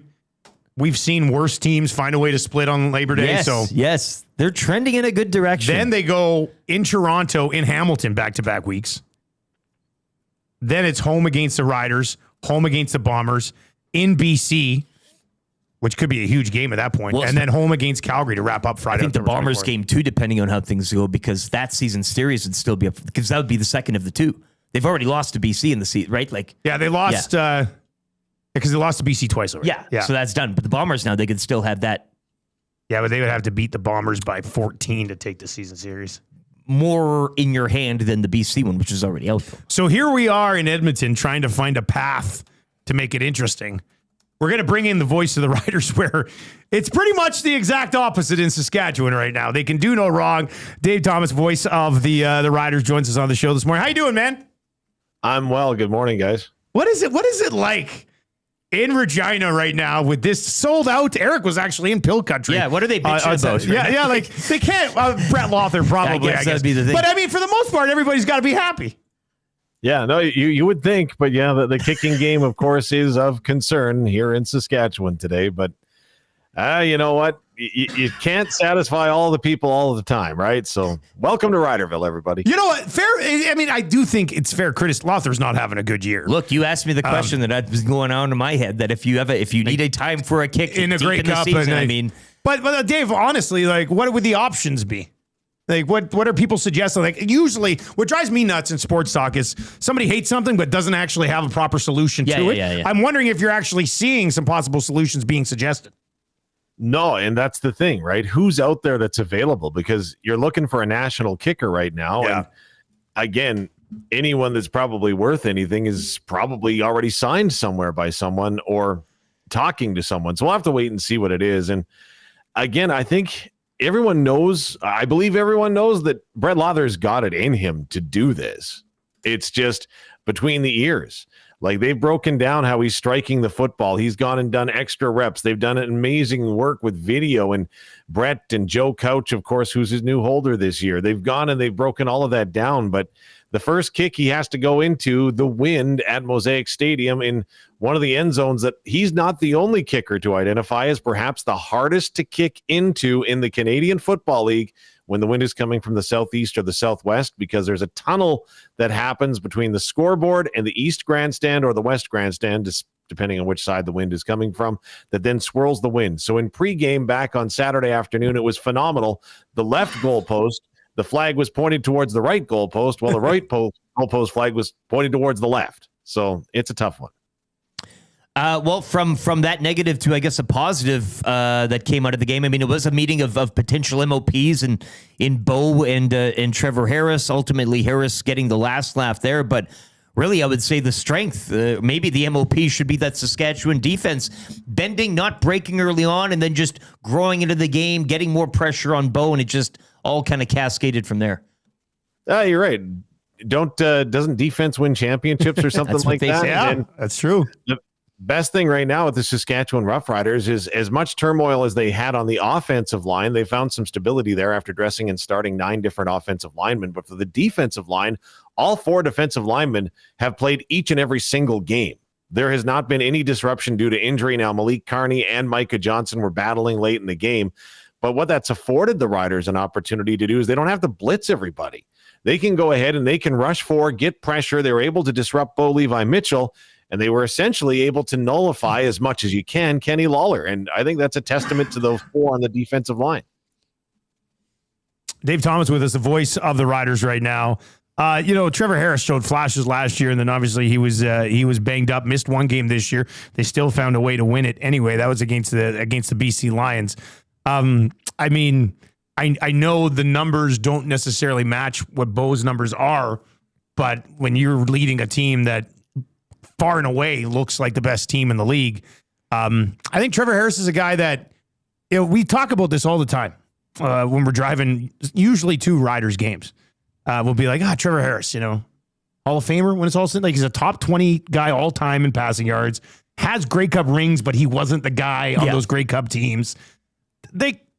This could be a career-defining season for Trevor Harris, couldn't it? Absolutely, 100%. And that's been talked about here amongst many that speculate, well, someday will he be in the Rider Plaza of Honor? Well, if he leads his team being one of 4 quarterbacks that have done it before to the promised land, then there's the big opportunity there. And I think that if you were voting today, and I don't get a vote, you probably have 3, Dusty. You've got clout. But if I wanted to go ahead and put his season, Trevor Harris's season, down into a nutshell, look at 26 seconds of game film from last game. 26 seconds, the Saskatchewan Roughriders broke the huddle. Trevor Harris uses a stop motion to get the defense to declare what they're going to do. He then changes the play, and at the end of that 26 seconds, he finds Tommy Neal going down the seam into the end zone for a touchdown. So that's pretty good 26 seconds worth of work there. He wastes no time. Like, as soon as he gets the ball, Trevor Harris knows where it's going, doesn't he? Like, it's really fun to watch him operate, man. I think he's extremely efficient, and he's shown that his entire career. So I'd like to see the guy have success. And he probably can't even go out in the city right now. Hey, he's doing the weather. His kids introduced him at the game. That's a moment. Hey, can that guy even leave his house right now? You know what? Why wouldn't you? He gets everything paid for now. Hey, let me get your gas, Mr. Harris. Oh, Here's really? your groceries, sir. It's all yours. What about this week? I mean, if they beat Calgary this weekend, first place, I don't want to say is things can happen, but I mean, first place would pretty much be wrapped up. How do they beat Calgary though? After Calgary took them, like it's so. We talked earlier too. Winnipeg would be 5-1 against non-Calgary teams. Play. Like some teams, and again, much like Bo's afternoon, like the Riders have had Bo's number as of late. So like, what do the Riders need to do or take a page from in that drubbing that they suffered in Regina to the Stamps? Well, first of all, it's going to come down to the defense, definitely, and the fact that Vernon Adams Jr. just ran around the Saskatchewan Roughriders. No, he didn't run for a lot of yards, but he ran around them, forcing the play to be extended, and the Riders' coverage teams then had an opportunity, but couldn't come up with the plays when they had the chance. So a little nickel and dime defense, if you will, or offense, pardon me, from Vernon Adams Jr. Riders got to shut that down. Offensively, if the Riders can run the ball, they didn't do that against Calgary. AJ Ouellette finally carried the ball, got 85 yards this past week. So if AJ Ouellette and the offense can run the ball and out physical Calgary, they'll be all right. But that's a tough test ahead. So if the Riders beat Calgary this week, that race for second in the West could really, really tighten up. We're living in a fantasy land where we think the Elks could maybe at least fight for a crossover at some point. But when you look at, let's say Calgary does lose this week, which isn't a crazy thought.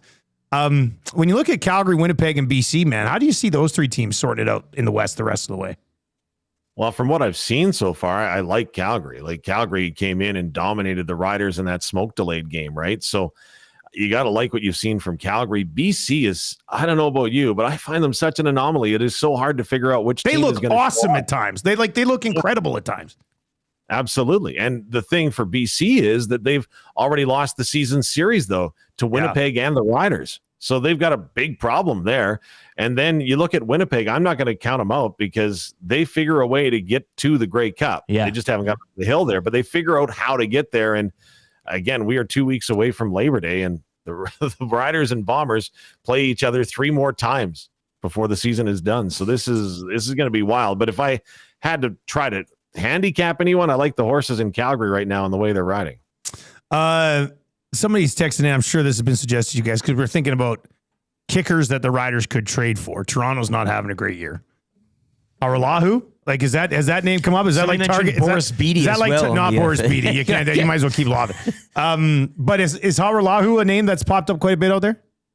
Beatty actually over Haralahu really has been actually mentioned. Oh Absolutely. boy! Well, Beatty comes for free, so there's that. Well, and the one name that's interesting, an offensive assistant coach for the Riders right now is Aldo Galvin, who actually was a kicker at the University of Regina out of Mexico. So they've been kidding around. Oh, we're going to have to get you down to kick some footballs. I don't think he wants any part of that, but it's a name.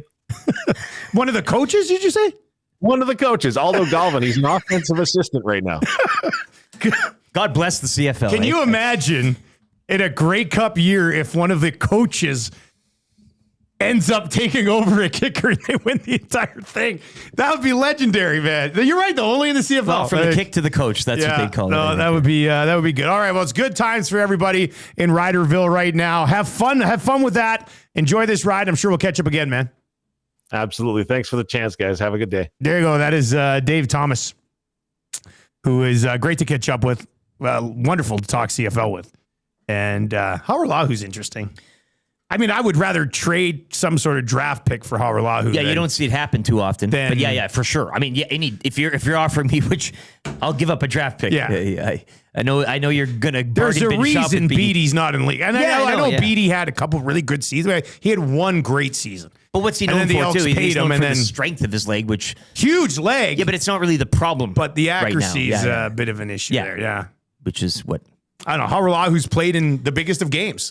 But you're right, though. Like, I feel for Lawther because he's a good kicker. He's just unfortunately going through a patch. Well, but is he a good kicker? Well, like compared to other guys in this league. He was this year. Again, he's going through it mentally right now, but I think he's shown times, like earlier in his career, he did make some pressure kicks as well. Will he go down as one when his career, like, at this stage, probably not, but you mentioned he's a decent bloke, all those things. So, see, here's like this is a league that like Maltos Diaz is over 90. Sean White is over 90. Paredes is like 89 for his career. Lewis Ward, Brett Lawther. Paredes and White have been around for a while. Yeah, but Maltos Diaz. So Lawther in 2018 hit 90% of his field goals. Since then, 78, 85, 82, 81, 82, and this year's at 66. Like, there are so many better kickers out there. Like, he hasn't been over 82% in 5 years. There's probably Regina adjustment as well when you're playing half your games in that stadium. In that stadium. Mentioned the way maybe well, it's I would like to constructed. see his home and road splits, actually. Yeah. That would maybe help the conversation. Like, and no offense to White either, but, you know, he's played a lot of his time, too, in Montreal. Well, BC, you got the Dome. Montreal is probably not a terrible place for kickers to go. He was here for a bit.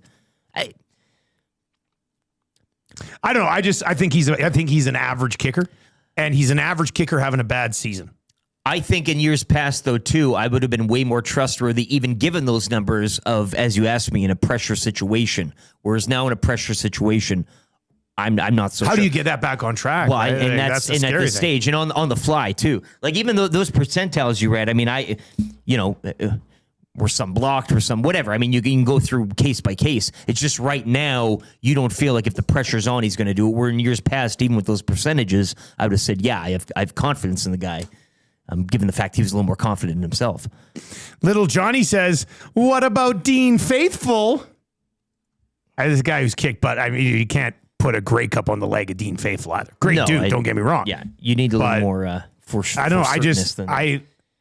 I fear a Grey Cup coming down to one or two big kicks. And I think Rider Nation, well, you speak for them, you'd be extremely nervous this season with Lawther. Yes, it's been an idea that's been in the back of my head for a few weeks now. But sure, if you had to guess right now, do you think they do something about it? 66%. Oh wait, it's not 86. It's not 76. It's one of the worst kicking seasons we've seen in the league in a long time. I mean, I'm calling. I'll call Toronto.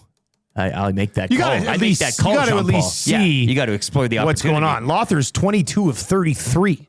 Because really, so on a team right now, and I think if they are 9-1, they would match or set an all-time. I mean, you're cooking on all fronts. The burners are all red hot. Like the best team in franchise history. You can identify the one area where, and it's not a big one. You're not looking to overhaul like a coordinator or a scheme or anything like that. It's just one guy that does a job. I'd be pretty tempted to go out there and try to solve that issue. All right, we need somebody who's pretty tempted to play kind of easy trivia right now. Give Benny a text, 780-218-9999. We've got a gift certificate to Mr. Mike's. Platypalooza, I think, continues. Norman Combat, maybe even for the whole summer. Who knows? It out. Well, that's some people was he was he there? Yeah. Yeah. 780-218-9999. 780-218-9999. If you want to play kind of easy trivia today, fire us a text. Let us know you'd like to play. Benny will pick one of you, and you will play kind of easy trivia this morning. If you're watching over on YouTube today, hammer the thumbs up for us. That would be greatly appreciated. And tell your friends about Edmonton Sports Talk. Tune in, iHeart, EdmontonSportsTalk.com, YouTube every day, and then everything podcasted after the fact as well. Just on the field goal talking before I forget, you had an interesting drop there on the Edmonton. Laces out. I was wondering if I should do that. You know, it was very timely. We're sitting there, and Cole Snyder had the worst hold ever. I mean, the laces were straight in, firmly in. Yes, and kick is missed, and Suits is talking, and I was just like, screw it, I'll just do it.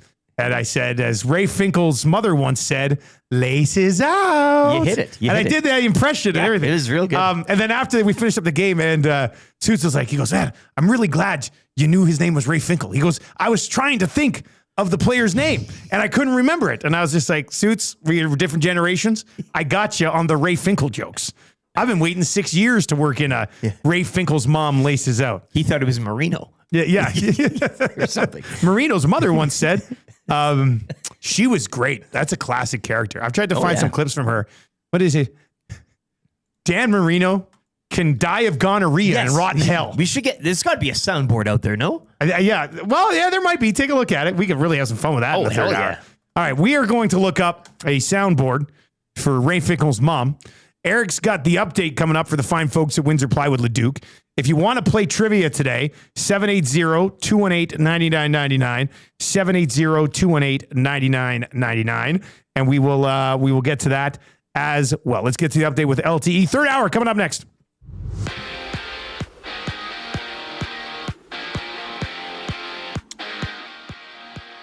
Toronto Blue Jays failing to complete the sweep of the Rangers yesterday as they lose 10-4. They'll hit the road for 6 beginning tonight in Pittsburgh. It's a 3-game set with the Pirates at 4:40. Gosman v. Skeens on the mound. Jays 5 up on Boston for tops in the AL East. Reds, meanwhile, they defeat the Brewers 3-2 in 10 innings yesterday, snapping Milwaukee's franchise record 14-game winning streak. Scotty Scheffler would rally from 4 shots down to capture the BMW Championship, the 5th victory of the year for Scotty. Gabriela Dabrowski of Ottawa and Aaron Routliffe of New Zealand taking the Cincinnati Open Women's Doubles Championship. It was a straight sets victory. The second-seeded combo now have 6 joint titles. Over to the Prairie Football Conference, Edmonton Wildcats falling on the road 43-24 to Winnipeg. Wildcats now 1-1. They'll be back home to host the Colts Sunday. Huskies, meanwhile, pummeled in Saskatoon 46-6 to the Toppers. Huskies now 0-2. They'll remain on the road and visit the Thunder Sunday as well. Sports Update is brought to you by Windsor Plywood Leduc, locally owned and operated, serving Leduc and surrounding areas since '93. Doors, flooring, baseboards, and of course, plywood. Go see the knowledgeable staff at Windsor Plywood Leduc. Nice to meet you. I'm Ray's mother, and this is Ray's father.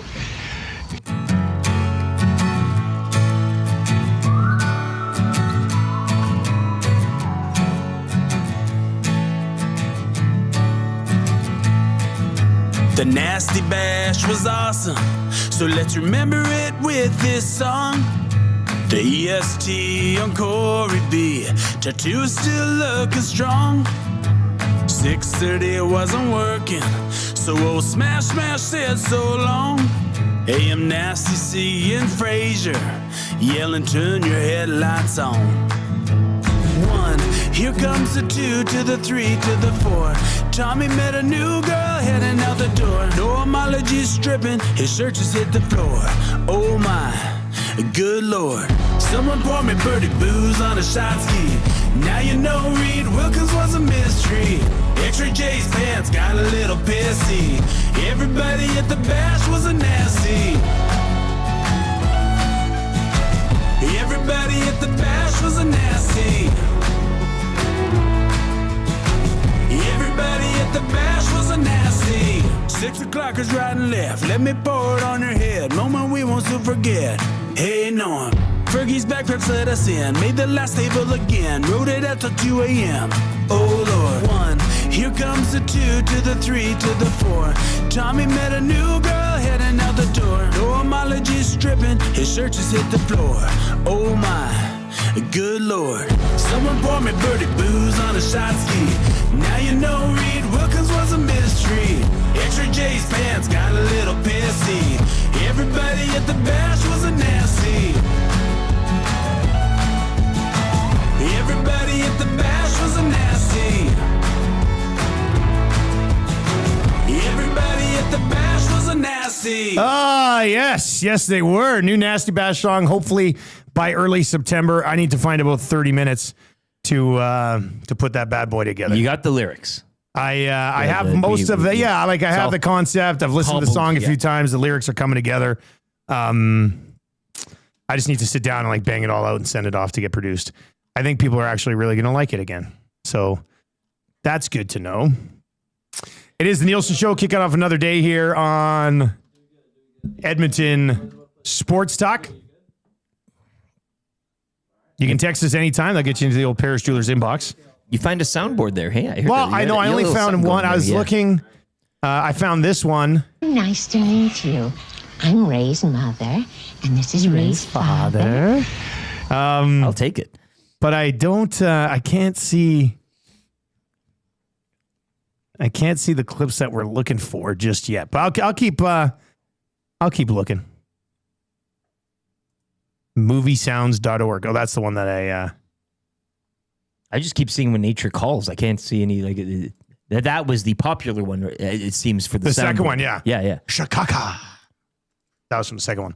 All right, we're coming at you from the Popeyes Louisiana Kitchen Studio today. Edmonton Sports Talk is presented by our partners over at Play Alberta.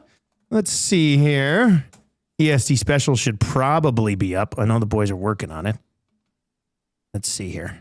If they're not up, I'm going to scold them immediately. They're up. I knew they'd be up. Oh, a nice little Marlins boost. It was minus 147. Little chalky. Now it's minus 123. Okay. Very playable. All right. Very playable. So how about join us on that one? Marlins to win tonight, minus 123. The day before at Creed Tuesday in Edmonton. It's destiny. Swim with the fishes. You have to be there today. The Marlins will soar tonight, guaranteed. Minus 123. Or you can fade them and hit the Cardinals. Bombers and Elks both to win, plus 186. Those are your Thursday and Friday games in the Canadian Football League. All right. Before we play Kind of Easy Trivia, let's talk about Kind of Easy Trivia. Brought to you by our partners over at Mr. Mike's.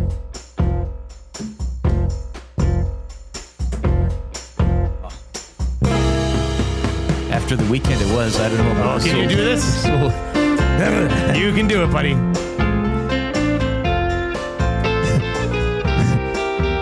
Well, summer ain't over yet. Mr. Mike's has turned up the sizzle with Platypalooza. Barbecue rib platters to coastal combos with lobsters and prawns. It's big flavor all summer long. Plus, and a feel shot at sizzling summer prizes. Getting to Mr. Mike's Platypalooza's on. Eat locally, enjoy casually. Sorry, I know there's a lot of you got it, I probably no, you know, spitting on You're the best in the biz. Oh, that's McDiesel says, Dusty, have you broken the alphabet record yet? No, but I'm getting way better at ABCD, FGJ, CHICK-L-M-P, QRST, UVWXYZ. Yeah, that might have been my best. I should have been timing that.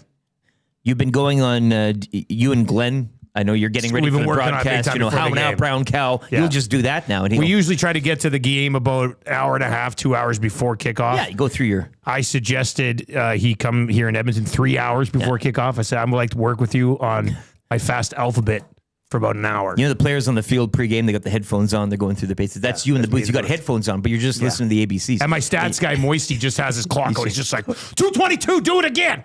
215, do it again. I want to go sub 2. I want to go sub 2 eventually. We should get a Platypalooza in here. Oh, man, for 8 o'clock. Should. Like, I don't know Actually, how. we should. I don't know how it works, but I mean, let me. I'd go down on a platter with you. Let me fire an email to Mike. Which yes, it sounds crazy, but it's the guy who owns the Mr. Mike's. His name is Mike. But it's not like they started it and it was his name. He just happens to have the name Mike. Yeah, Mr. Michael. But let me fire. We could get one of these platters in here. Jordan texts in and says, will the Estes be streamed live on YouTube this year? Hell no. You want to be a part of the Estes? You got to come to the Estes. Save the date. Tuesday, September 16th. Ticket information, I'm sure, will be released at some point here soon. Although we did explore the Netflix. Tickets are like $5-10 or whatever it is. Right? Like, yeah, we're working on a Netflix deal. We told Netflix, we're saying, listen, come shoot the Estes. Shane Gillis, 10-minute set. We'll give him a 10-minute set. They said, we want to make him do a 20-minute set. I said, no chance. And we'll throw in a Platypalooza. Wannick's running a tight 2 hours here. All right, who's playing Kind of Easy Trivia today? We got Chris. All right, Chris is going to play today. Needs to get 3 out of 5 correct. Chris, you ready to go? Absolutely. Let's do this. Chris, do you plan on coming to the Estes this year? I would love to. And you put on a nice suit. You show up, and we'll have a great time. After party at Hudson's as well, which was a good time last Hoping year. to make it. Yeah. Last year, we just skipped the morning show. Probably for the best, in my humble opinion. Probably won't do that this year. Yeah. But we'll see. All right, here we go. Benny will start the ticker after read the first question. Good luck, Chris. Who did the Elks beat on Friday night? The Toronto Argonauts. What position does Justin Rankin play? Running back. Who did the Blue Jays lose to yesterday?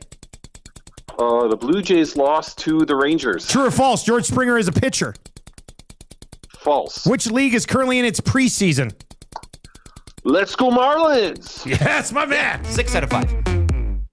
No! My God. Damn it, Shane, stop it! They are going to remember that AM radio is a viable and modern source for news and entertainment. Totally. People don't listen to AM like they used to. Seems like it's more about FM and color TV. That's stupid. It sure is, Kevin. I'm stoked. You stoked? I'm stoked. Just I'm so stoked. You cannot come to my house. No, not today. Cannot come to my house. No, not today.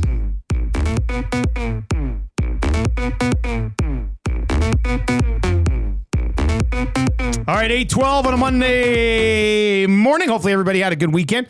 Thank you very much for being here, riding with Edmonton Sports Talk. Tell your friends about EST. That's how you start a week, though. People are listening all over the Chris, place. Like Chris. Yeah. That's a good dub. I was at GD Liquidators the other day. Yes. It's like a used like furniture store and all this stuff.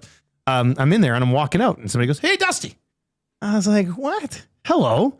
And golfed with him at the Quarry like 4 or 5 years ago. One of the guys who runs GD Liquidators. He was great. It was awesome. Saw Nasty at the Rider game, too. He has Edmonton Sports Talk hat on. He was at the Bash. I forget the gentleman's name, but we had a good conversation. He was at the Bash like last week? Taller guy, drove in, glasses. You'd know him to see him. And I feel terrible not... I just faces and names. He drove in from Regina?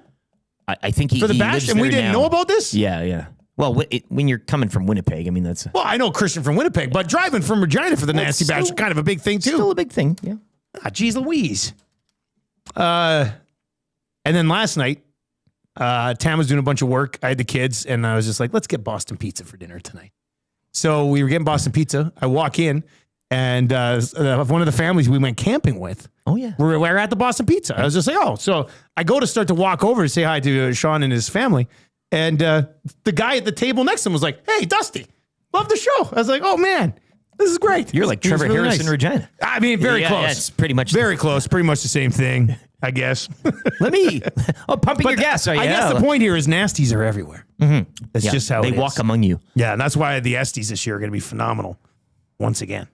Mind you, big shoes to fill after last year's show. Yeah, Johnny Alberta. That's the guy. Johnny Alberta. That's the guy. Okay. Well, that's kind of cool. All right, let's get into 3 questions today. 3 questions too many. Do we have a liner for the segment? Oh, we do. 3 questions too many, brought to you by the great staff at Park Mazda and dealer principal Mitch Lewicki, where he doesn't even need to clean up to go to the SD's. Park Mazda, your dealer for life. Well, really, like he can just... He dresses every day like it's the SD's. Don't take my word for it. Go visit him today. Park Mazda, your dealer for life. Benny, did you reply to our trivia winner? I did. Are you doing that on the app on your computer? I downloaded the app on my phone. Yeah. It's pretty quick, right? It's quick. Yeah. So our text service all of a sudden won't let us reply from our desktop computers or our laptops unless you have a Mac. So yeah, but it's easy from the phone. Yeah, it's just like a regular, it's like you're regular texting texting. somebody. Yeah. So yeah. Okay. Oh, good. I like to see that. All right, Eric, do you have a Twitter account? Yes, I do. It's at Lt.Eric, where I've retweeted the poll today. And the way this thing's over, like we kind of think we had an idea of that when it started, but yeah, Horkoff is he just is crushing it. YouTube 73 to 27, 61.7 to 38.3 right now in the Twitter vote. Everyone knows that. If he had held the ball laces out like you're supposed to, Ray would never have missed that kick. Nice find. Who emailed me this? Rob. Rob emailed me a whole soundboard of Ray Finkel's mom. Oh, baby. Yeah. I have to take this. I mean, this could really ruin the show moving forward. Finkel Fridays, anyone? Or something like that. I mean, 8 years ago, our son escaped from Shady Acres Mental Hospital in Tampa. Oh, that's too good. All right, so my what did I say? Laces out on the broadcast? What do you know? They're little footballs. Laces out. Yeah, Laces you out. hit the tone and the pitch and everything. I watched that movie a million times. Here's the other one that I was looking for. This is the one we're talking about with Dan Marino. Kick. Dan Marino should die of gonorrhea and rot in hell. That's the Would you like a cookie? That's the one. I think we got our sound of the day. I'll try to remix it with something. Blank should die of gonorrhea and rot in hell. Text in 7802 and 89999. That's all you. I don't know if that's going to work. Well, yeah. That reminds me of a segment we did. Man, I don't even know if you were with us yet. It was at 1260. It's like one of the only times I got in trouble at Nielson and 1260. Chase? It was Chaser and I. But I think Chaser had kind of started a bit with me, and then he had to go to his other job because he was still working another job at the time. So I don't remember who was with me. It might have been Medic. The sports doctor. It might have been the sports doctor. Anyway, we had the clip from The Hangover, in the face. And we just did a whole hour on people you want to punch in the face. And I would just like read the name. For a drive. Yeah. And anyway. So you're belting on names and then just hitting the clip. Yeah, that was it. It was just like, I think the one, somebody said Haley Wickenheiser, and I read it, and then that was the one that got us in trouble. Yeah, well. But I mean, it was just a funny bit. Hey, but all hypothetical. Went too far, I guess. Yeah. Speaking of movies, though, last night I watched The Firm with Tom Cruise. Oh, I've never seen it. Real good. Is that the You Can't Handle the Truth? No. Oh. But this has got a lot. It's a great cast. You like Cruise, eh? I like Cruise, and I like lawyer movies. You'd love it. He goes down to Memphis. What? Like, yeah. So I also like movies that are based in Memphis. Well, that's a good. Where'd you watch it? Where's it streaming? Netflix. Don't spoil it for me. No. It's Tom Cruise. He's a smart man, as he is in every movie that he plays. Yeah. Does he have a running scene in this one where he runs? Lots of running. Really? Lots. He loves running. Tom Cruise loves running. The action scenes are basically all him running. That's it. Yeah, that's it. Yeah. I didn't know there was action. I thought it was just like a courtroom drama. Oh no, the FBI's involved. I might have to get into that. You'd like it, actually. I think. Amishman 19 says, guys, what about Finkel's Mom Mondays? I don't know if we need to get too carried away with it. A little wordy. That being said, I think I can download these as MP3s and then put them into this program. We could really take Finkel's mom for a ride here. Nurse's contract can rot in hell. Yeah. We don't want to get too carried away. I know. We don't need it. All right, question number one. Guys, has Trevor Harris now moved into top spot in the MOP race? Well, look, if heading into the weekend, that was the discussion, and then he ultimately goes out and bests. Now, again, if Harris was playing the Rider D. I was going to say the Rider's D is that's so good. That's the question. And do you think that hurts his votes in that, yeah, he's winning a ton of games, but Bo's got better numbers, and it's the whole, McDavid has Draisaitl, Harris has the Rider's D. As every year this pops up in this conversation, this isn't MVP. This is MOP. When you're looking at outstanding, you just go to straight stats.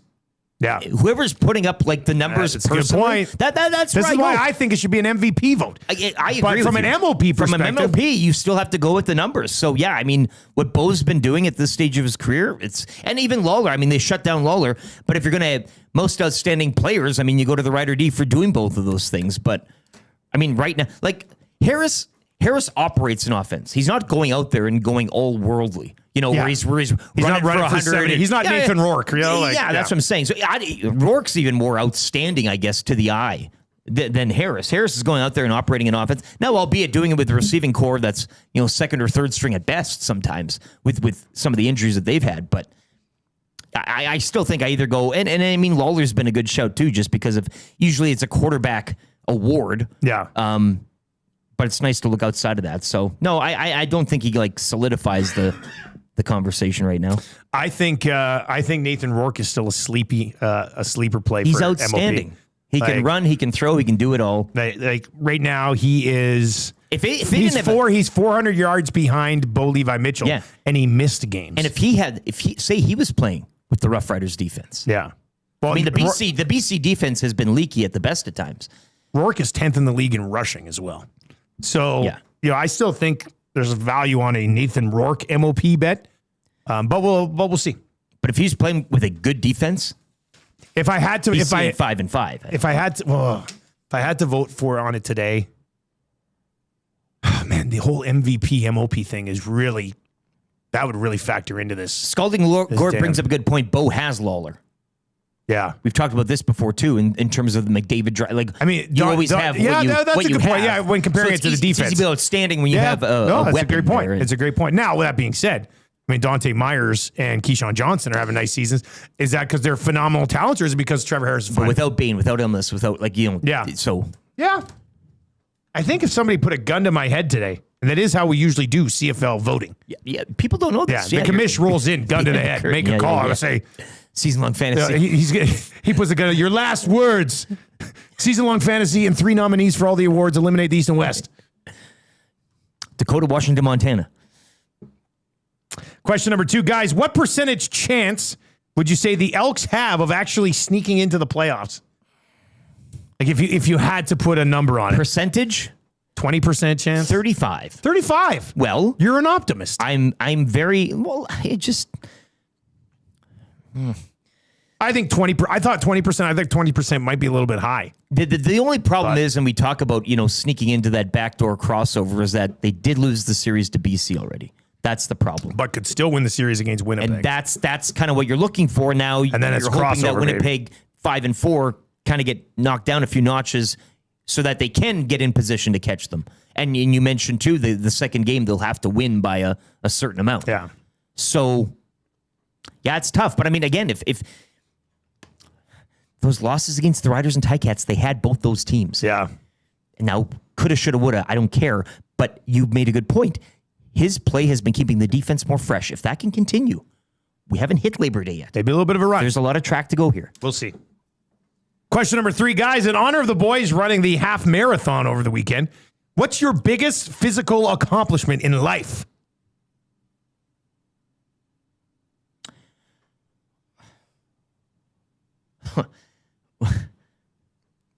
Are we kind Is this Phil the Thrill Phillips? Are we trying to keep this sports and entertainment? Yeah, sports and entertainment. Nothing dirty, if that's what you were going with. Oh yeah, okay, yeah. Oh, yeah. Benny, you're younger. I mean, your life is not as long as our life. Ooh, yeah. But what would you say is your biggest physical accomplishment? Falling asleep during a stream or passing out and then waking back up again. Did that happen on the stream? Yes. On a in the World Championships, I think I was explaining this. I think on this show, maybe, I don't know. I can't remember. I saw the video. It's great. Yes. Yeah. Where I took too much caffeine during my World Championships, and I celebrated too hard when I made it to the in-person championships. I passed out in my hands and woke up 2 seconds later, and then I had to remember what I was doing. I was like, oh my God.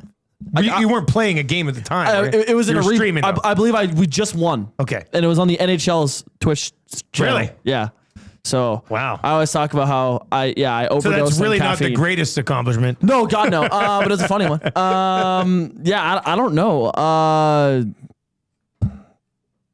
I guess I graduated school Friday. How's that? There you go. Congratulations. Hey. Congratulations. Graduated college. Yep. You get a diploma. Yeah. Are you doing the full ceremony with as well? Next June. The cap and gown. Next June. Next June. Yeah. Next June, you graduate cap and gown. Yeah. Oh, that'll be fun. Yeah. I hope you don't fall asleep for 2 seconds because you're so excited. I will make sure not to overdose on caffeine. You're like a goat. For me, it would be, world's longest hockey game, 11 straight days of playing outdoors in the middle of winter. I did it 3 times. It was insanely stupid every time. The stories coming out of that tournament are 3-4 days in. Yeah. I'll never forget. Yanni Nienema played on our line the one year, and he was in the trailer with us and everything. And we were sitting on the bench, and he looked at me, and we're 3 days in, and he's like, "Dutty, this is the worst decision I made my entire life." And I said, "Listen, man," I said, "if I can get through this, you can get through this." But those are definitely, the whole world record thing is cool, but just raise like $100,000. The last game I think I did, I raised $100,000 and played hockey for 11 days. But there were those nights, there was a couple nights where we hit like -40 and you still had to go out for your shift. And it was hell. Like it was absolute hell. For something like that, you wouldn't want it any other way.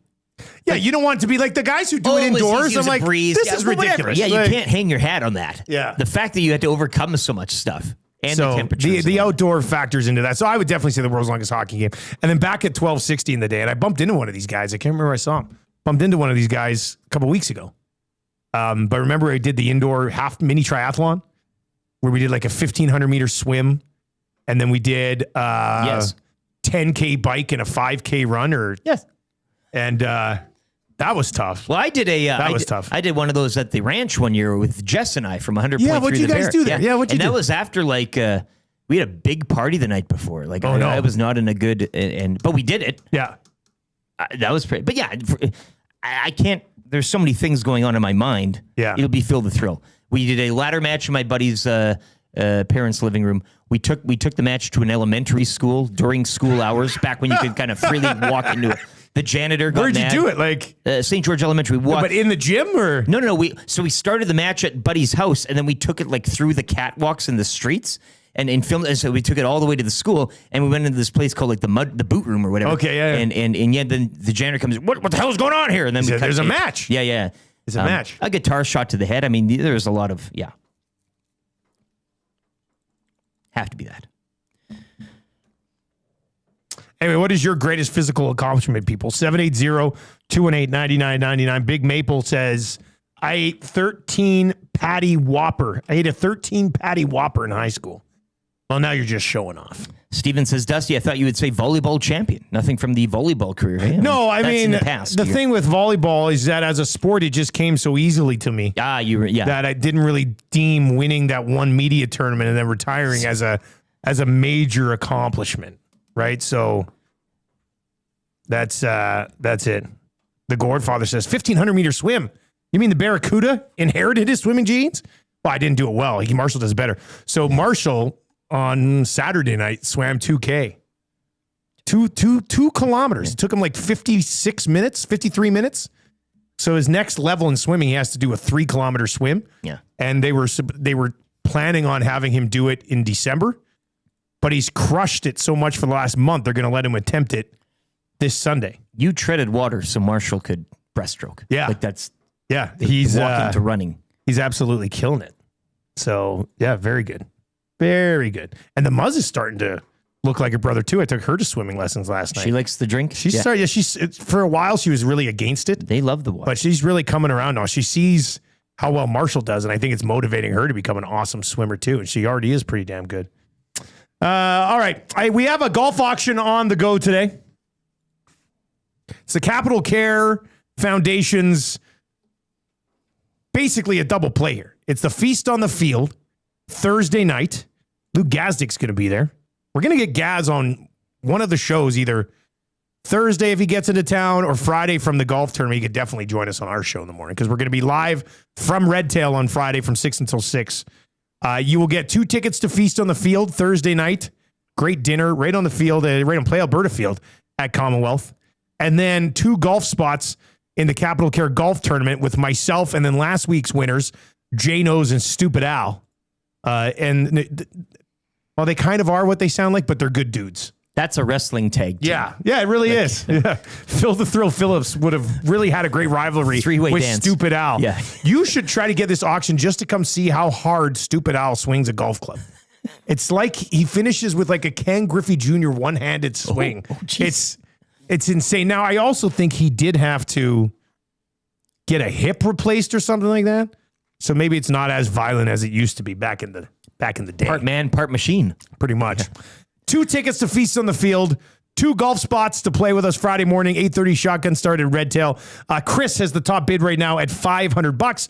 If you want to top that, fire us a text to 780-218-9999. 780-218-9999. All right, we've got a sports update coming up for a place where it's always game day. Selly's Sports Bar and Lounge at Century Casino on Fort Road. Monday and Thursday night football again. This guy will be setting up shop. Yeah. That's just around the corner. Cowboys-Eagles kicking off the season on a Thursday. Is that what it is? The Eagles will raise their banner in front of the Cowboys. That's great fume. Great. That's fume. A good move. Yeah. I like that move. And then on the other side here, if you're not drafting this week in fantasy, you're probably drafting next week. I've got a draft this Saturday. I've got another draft next Sunday. And then another draft next Tuesday. Those are my 3 big ones. So I'm starting to dial in right now. I'm going to give you my top 12 fantasy quarterbacks this year. Also going to give you a sleeper, a bounce back, a breakout, and a guy you should probably stay away from at his current draft position. So we're going to go there for the Italian Center for that's good. That's on the way. But let's get to a sports update right now with LT.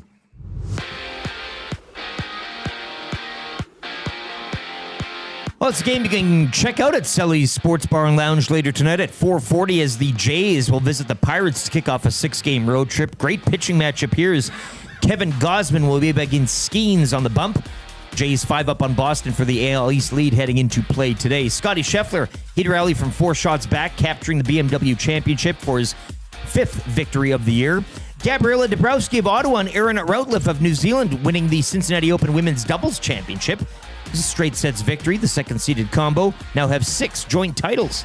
Over to the Prairie Football Conference yesterday, both Edmonton teams falling on the road as the Wildcats would lose in Winnipeg 43-24 to the Rifles. Huskies clobbered in Saskatoon 46-6 by the Hilltops.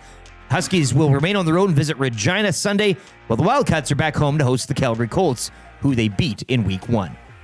Sports Update, presented by Sully's Sports Bar and Lounge. With wall-to-wall TVs, daily food and drink specials, it is the place to be for every Blue Jays or Elks game. Every day is game day at Sully's Sports Bar and Lounge.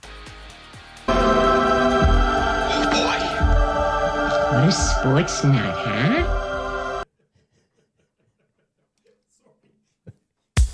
Play them all. Very impressive. Taken a few years to put all this together.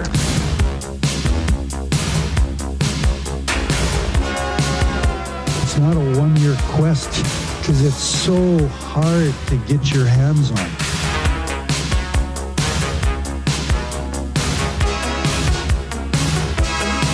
At this stage of my life, I don't invest in green bananas.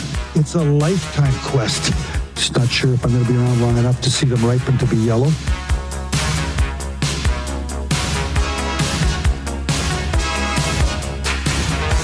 You can't party enough when you win that thing. It's a party machine. Party machine. That's why it's the Stanley Cup.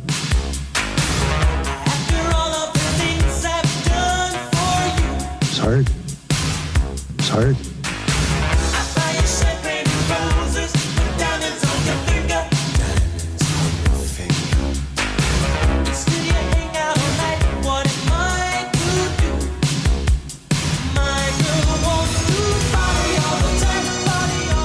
.33 on the Nielson Show. Thank you very much for being here today. You can text us anytime, 780-218-9999. We are suggesting today that you ride with us on the Marlins, a team of destiny tonight with Creed in town here in Edmonton tomorrow. Our partners over at Play Alberta have boosted it from the -147 it was at to an EST special of -123. So let's smash a Marlins bet to the point where Play Alberta thinks you're all clinically insane. As the song goes, 1 strike, 2 strikes, swing away. Just 1 strike, 2 strikes, sprinkle away. -123 is the play. Yeah. There's an AI version here somewhere. There's something we can do, I think, on that one. All right, we've got the wrap for William Huff still to come. Benny, let's get into that's good for the Italian Center. You know, we've been talking all summer about the Italian Center and the Panino just being an absolutely wonderful road trip snack. What about a draft night? Hey, get the platter of the Paninos all sliced up. Bring that to the boys and girls on draft night. You get the Paninos. You also get that platter that they gifted us with the little Bocconcino cheeses. Oh, my God. Let's not get carried away. I mean, you can get it as fancy as you want at the Italian Center.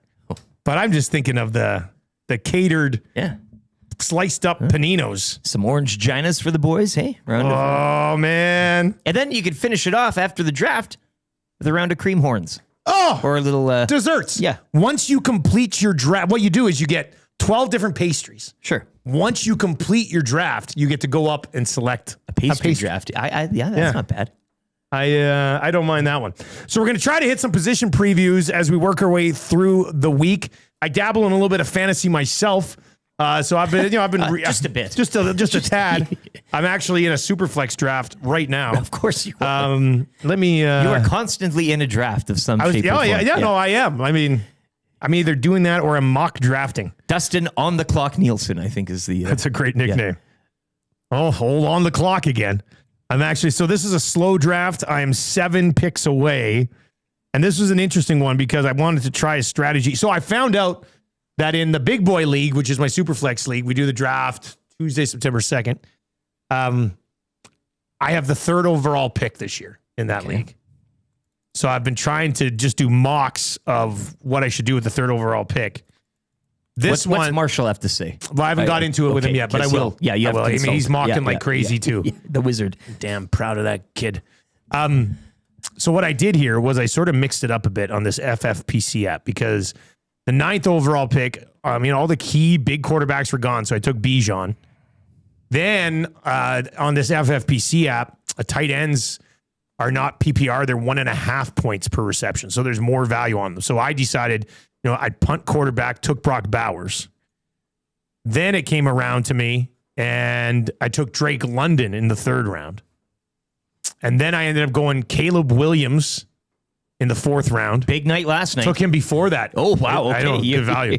Then I took Travion Henderson as my 2nd running back. And then in the 6th round, I took a guy who's moved from investment to redemption project, Trevor Lawrence. So right now I've got Caleb Williams, Trevor Lawrence, which isn't great, but I think there's some upside there.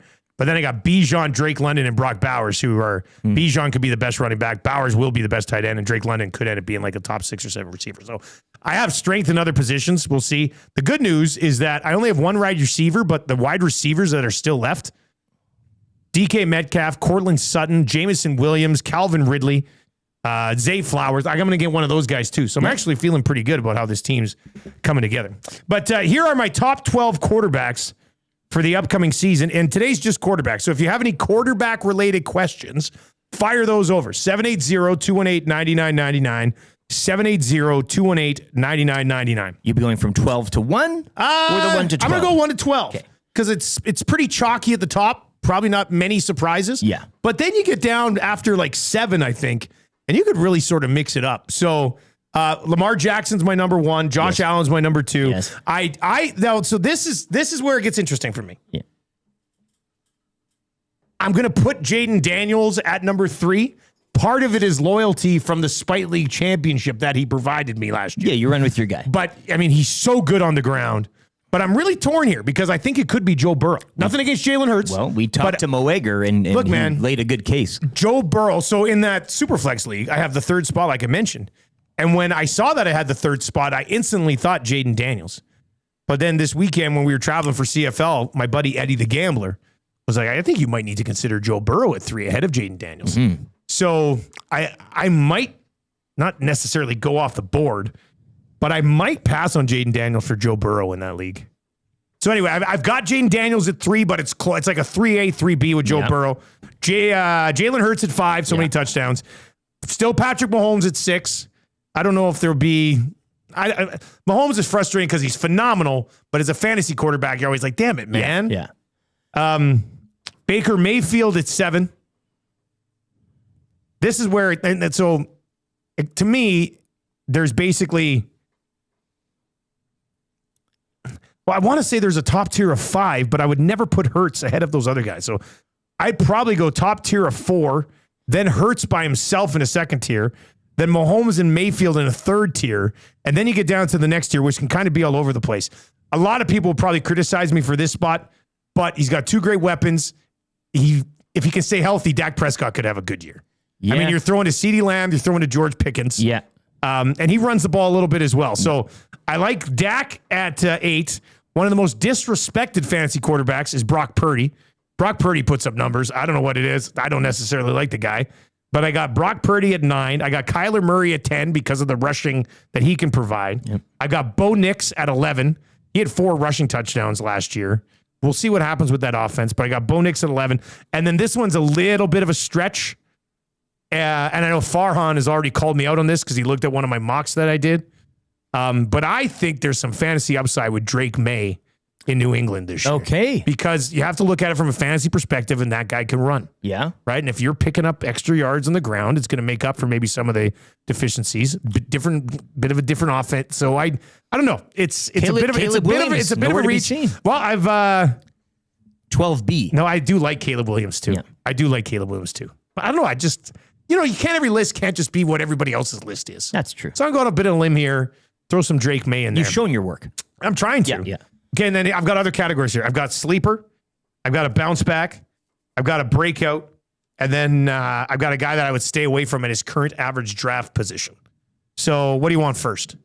Well, the bounce back would be Mr. Redemption, right? Or is that what we're looking at here? I mean, that's got to be it. I mean, I did. Although I got some time for a CJ Stroud bounce back too. Okay, yeah. CJ Stroud, Fit who him in was the like mix. a top 6 or 7 quarterback drafted last year in a 1 QB league.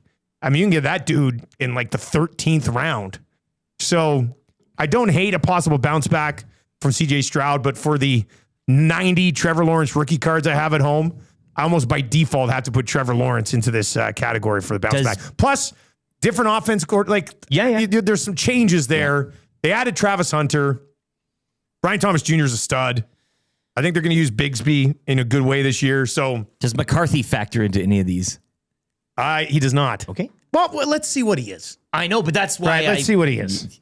So the bounce back is Trevor Lawrence. Mm-hmm. The breakout I had Drake May / Caleb Williams. Like, I think one of those two guys finishes top 12. Should.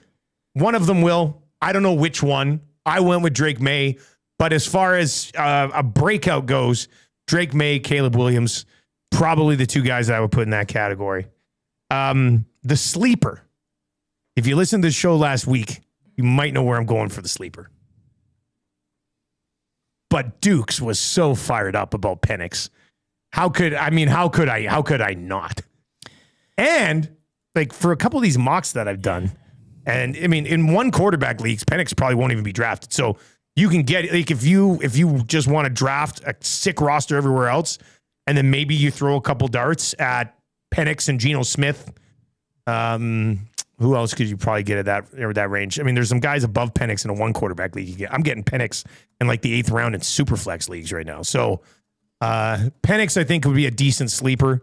I'm not too sure what to expect from Ward. But obviously there's some great talent there. And then the guy that I would stay away from at his current draft position, and you'll see him ranked in the top 12 in a lot of places. I've been burnt by him in the past. I don't want to go back there again, but Justin Fields. Like Justin Fields right now is being drafted in the top 10 among quarterbacks. And yeah, he'll run the ball a lot for sure. I mean, there's value there.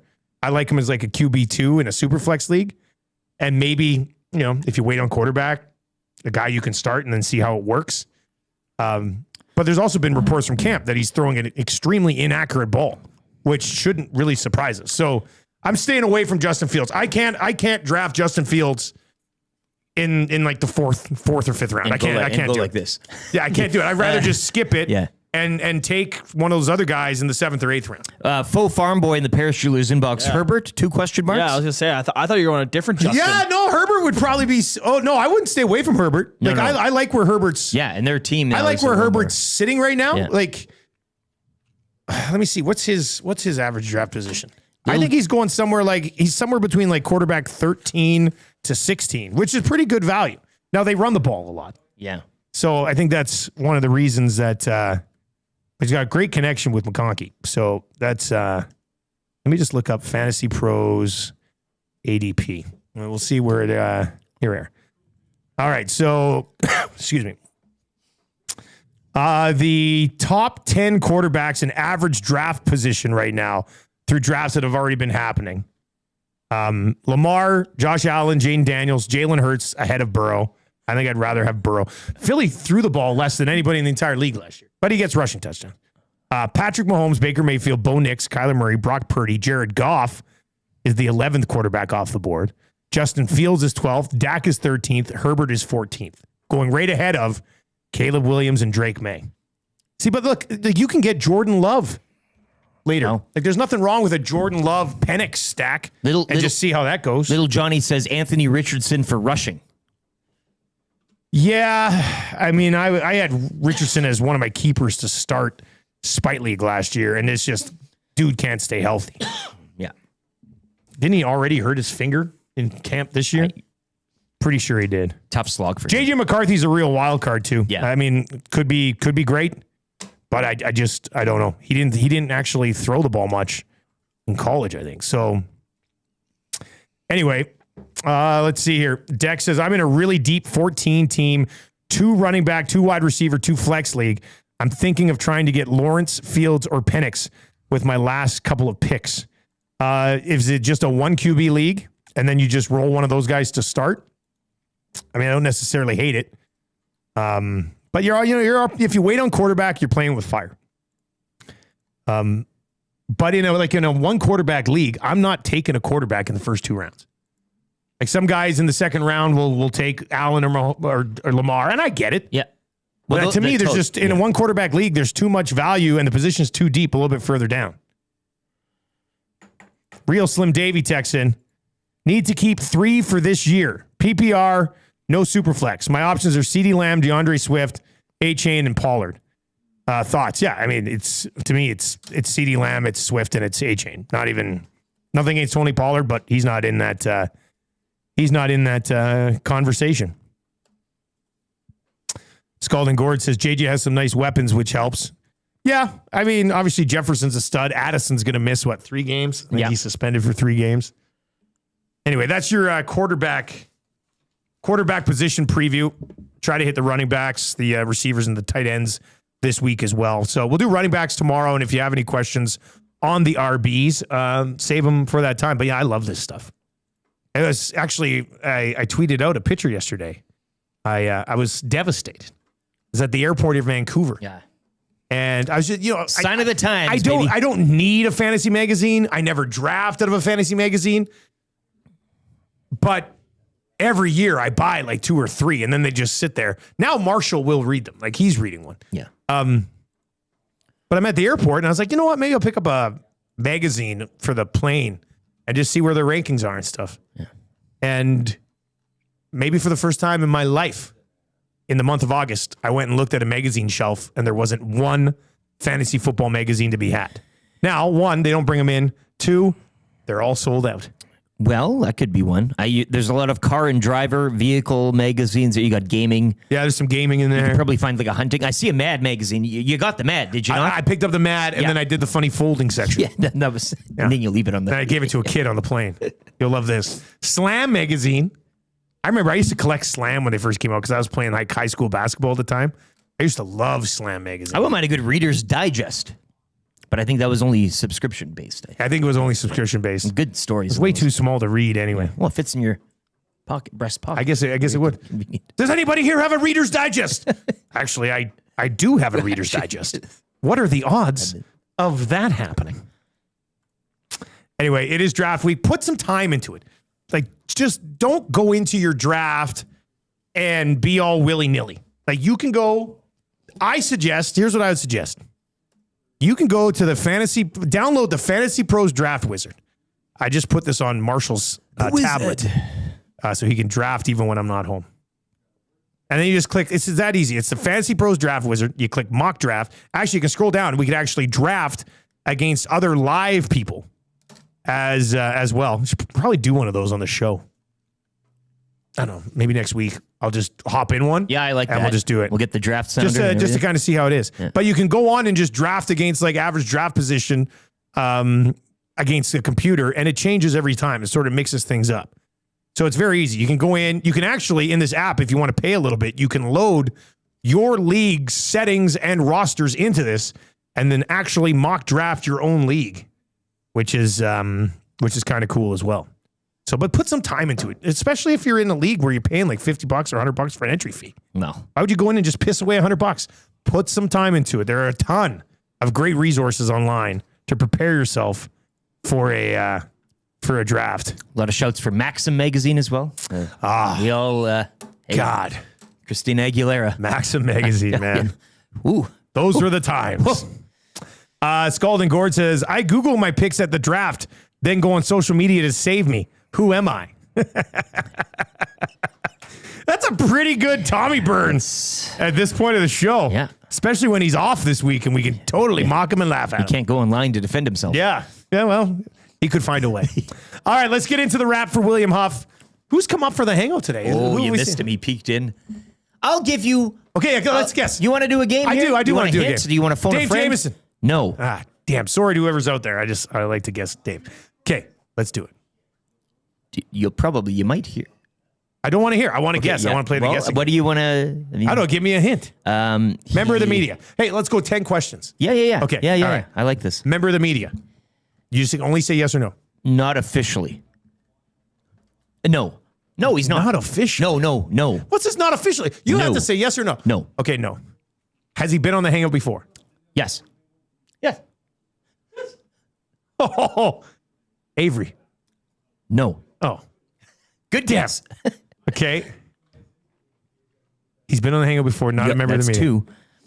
Does he blog in town? He used to, but he doesn't anymore. Is he more of an Elks guest than an Oilers guest? Neither. No. Should I get him to come in like when he guessed like on the final question? I think that'd be nice. Okay. Does his name start with an S? No. I don't know why. That was a horrible guess. I S is a pretty popular I totally word or wasted letter, that. eh? Did he ever come visit us at 1260? Oh, yeah. Oh, yeah. Did he work with us at 1260? Yes. Is Phrase out there? Bring in the olives. Ah, it is Phrase! Get over here. Give me a hug. I guessed you. It took 7 guesses, but I got you. I got you. Well, he said you used to blog, but you don't He anymore. did. What You was your did. blog? Remember Did you you did blog? those getaways thing, and you'd talk about the B&B you stayed in. That's a blog. I don't remember Phrase blogging. You tweeted him out. Eh? Oh, what? You smell terrific, too, Do the Phrase. nacho reviews count as a blog? Yeah. The nacho reviews. Yeah, the nacho reviews. Oh, Is that's that a blog. is that a That's thing, a blog. too? You never cross paths, though. You're always in when he's gone. Yeah, no, this is terrific. Oh, I'm very excited today. Yeah. All right. All right. Well, have a great show. Theater of the mind. Yeah, have a great Yeah. show. There you go. Will Fraser today. Oh, that. You're Jay's most exciting Ah, team in man, professional I've been saying all called year. most exciting Yeah. team in professional sport. Yeah. Can't miss. No, I would agree. Alejandro Kirk is stealing bags. So you know they're going. Wow, what a nice what a I'm nice glad surprise. you get to see him now, too. God, that was Yeah. and he does smell good. Oh, no. He looks great. Yeah, he smells good. He looks great. Yeah. God, that's exciting. All right. Well, that's good. William Huff, they've been doing it since 1952. They're the best in the biz. You want your place to look sweet. Inside, outside, vehicles, stadiums, whatever. Our place, we're going to get their sign. We're getting a new sign for us outside here eventually. Yeah, Bruce and his team. They're the best people. End of story. You want to do business with good people. Bruce and the team at William Huff are those people. Gary from Winnipeg texts and says, Dustin, a great lawyer movie is Lincoln Lawyer. The TV series is even better. Man, Gary from Winnipeg, you don't need to tell me. Love The Lincoln Lawyer. It's one of my phone movies. And I love the series on Netflix. I think they've had 3 seasons and left season 3 on a real cliffhanger. So, yeah, I love Lincoln Lawyer. Please get on the firm. I'll watch it. Yeah. I'll watch it at some point. Lots of running. All right, what did we learn on the show today, boys? Benny, what'd you learn? Yeah, what'd you learn today? I learned that you finished school on Friday. Yeah. Congratulations. Thank you. I learned that I shouldn't be as ticked off with my pick of Patrick Mahomes, my fantasy team. Uh-oh. I thought he was a little You lower. stay quiet there. Where'd you get him? Where'd you get him? I got him, I think, in the 3rd round? Sixth round? 6th round, I think. Buddy. No, you're laughing. I was. What were your first 5 picks? So I was 11th pick out of 12 So teams. did you go wide receiver? Yeah, I went Malik Neighbors. Okay, no, that's good. Malik He goes a Neighbors. little bit higher than that sometimes. Yeah, and then On the when swing? it came around, I got Josh Jacobs. Okay. And then hold on, let me look at the. Yeah, I want to know now. Yeah, so you should have brought this up earlier. Yeah. I took James Cook probably a little too early. You take him in the 3rd round? I think 4th. Oh no, 4th round's okay. I was going to say 3rd round. Lad McConkey. In 3rd round coming back? Third or 4th round. Yeah. So you went McConkey him and Cook, yeah. And then who'd you take in the 5th round? I think I took Pat Mahomes in the 5th round. Oh, that's still not bad. Mark Andrews in the 6th. Okay. And then I think I took. Might have waited on tight end. That would be some advice I would take. Can you see where Njoku went in your draft? Yeah, let me take a look.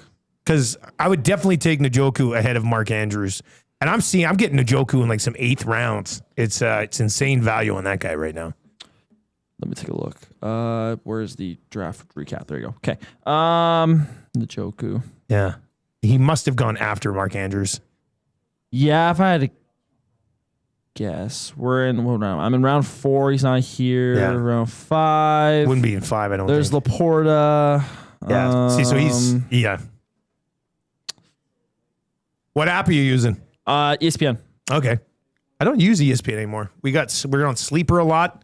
He went 82nd overall in the 7th round. 7th round. Okay. Yeah, that's about right. All right. So let's get to your text of the day. Well, let's go sound of the day here. Let's see here. Let me grab one of our generic returns and open up the Yeah, get that Finkel's mom Get that going, soundboard. And this is different because I have to load a little bit. But let's just hit this.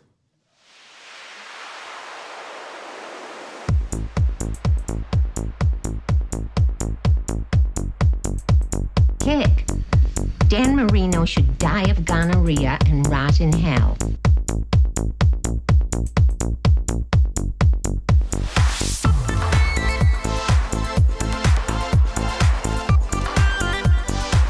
Nice to pick up his stuff. It was all that Dan Marino's fault. Everyone knows that.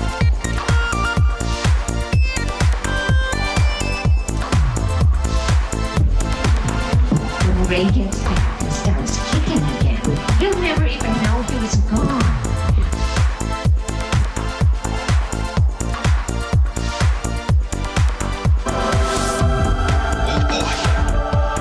What a sports nut, huh?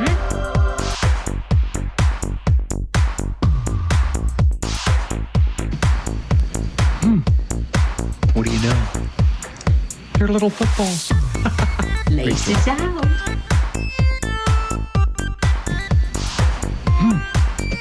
What do you know?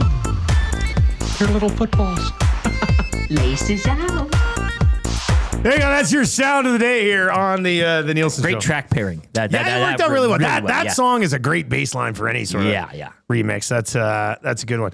All right, let's get to your text of the day today. Run it back to the 6 o'clock hour, I think. Let me see here. Yeah, here we go. Plabamba guy. The new internet is as reliable as Brett Lawther. That was pretty funny. That was pretty funny. Yeah, a couple of hiccups in the 6 o'clock hour on the old internet. And I think that's the same way we would describe Lawther's season so far. A couple of hiccups. You like the internet, but it's a mentality right now that's kind of...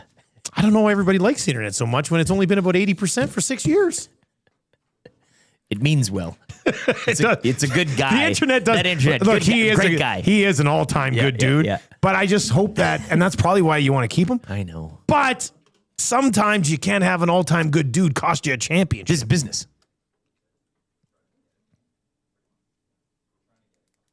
All right, what are we watching tonight, boys? What's something I might have to check out the firm, but shoot, yeah. In between the firm, I mean, Jay's Pirates. It's Marlins. Skeens and Gosman on the mound tonight. Oh boy, and he's got that shutout streak. One of the best parks too in the big leagues, PNC. I've been there. That'll be fun. Yeah, it's great, right on the river. Yeah. Very beautiful. So great setting, great pitching matchup on the mound. To see the Jays get back in the win column tonight should be fun. And if Marlins. And yeah, if you want to, we got to keep tabs on the Marlins game. Yeah. If they win tonight, we get Marlins will soar on the morning of the only Creed Tuesday that really is actually a Creed Tuesday. So we'll definitely do that. And it was minus 147, but we got it boosted. So if you want to bet on the Marlins tonight, a win of destiny, we'll talk about this for the next 20 years. If they win tonight, it's minus 123. So we got a nice boost on it. Find that on our EST specials page over at Play Alberta. Think of it. Use the winnings to buy the Creed Tour shirt. Oh my God. Just inception here. I'm going to tell that to the person. Hey, I won this. I'm paying for this with Marlins money. I'll be like, I don't care, man. Sir, please keep it moving. Do bands, like for people selling merch, do they roll with the band from stop to stop? Or do they find volunteers in each city to sell the merch? So you're just a merch roadie. Yeah, the club shows normally, but this might be people there. I don't know. I'm curious. I'm going to ask them tomorrow night. So, on the road with the band, or it should be Stapp doing it before they get on stage. I looked at doing the VIP thing where you got to go meet them, and thing before it was like $1,900. And I love Scott Stapp, but I'm not an idiot. That would have been a lot of money. All right, that's going to do it for us today. The hangout is coming up next. Phrase in the house, first time here. Right? Yes, yeah. Correct. Well, that's exciting too. All right, that's going to do it for us today. For Benny and Lt.Eric, I'm Dustin Nielsen. I'll be back to Lock Shop in exactly 2 hours. If you're watching on YouTube today, turn on autoplay. That'll take you right on over to the Hangout. If you're listening on TuneIn or iHeart or at EdmontonSportsTalk.com, stick around. Hangout will be starting up in less than 5 minutes. Don't go anywhere. Take it easy.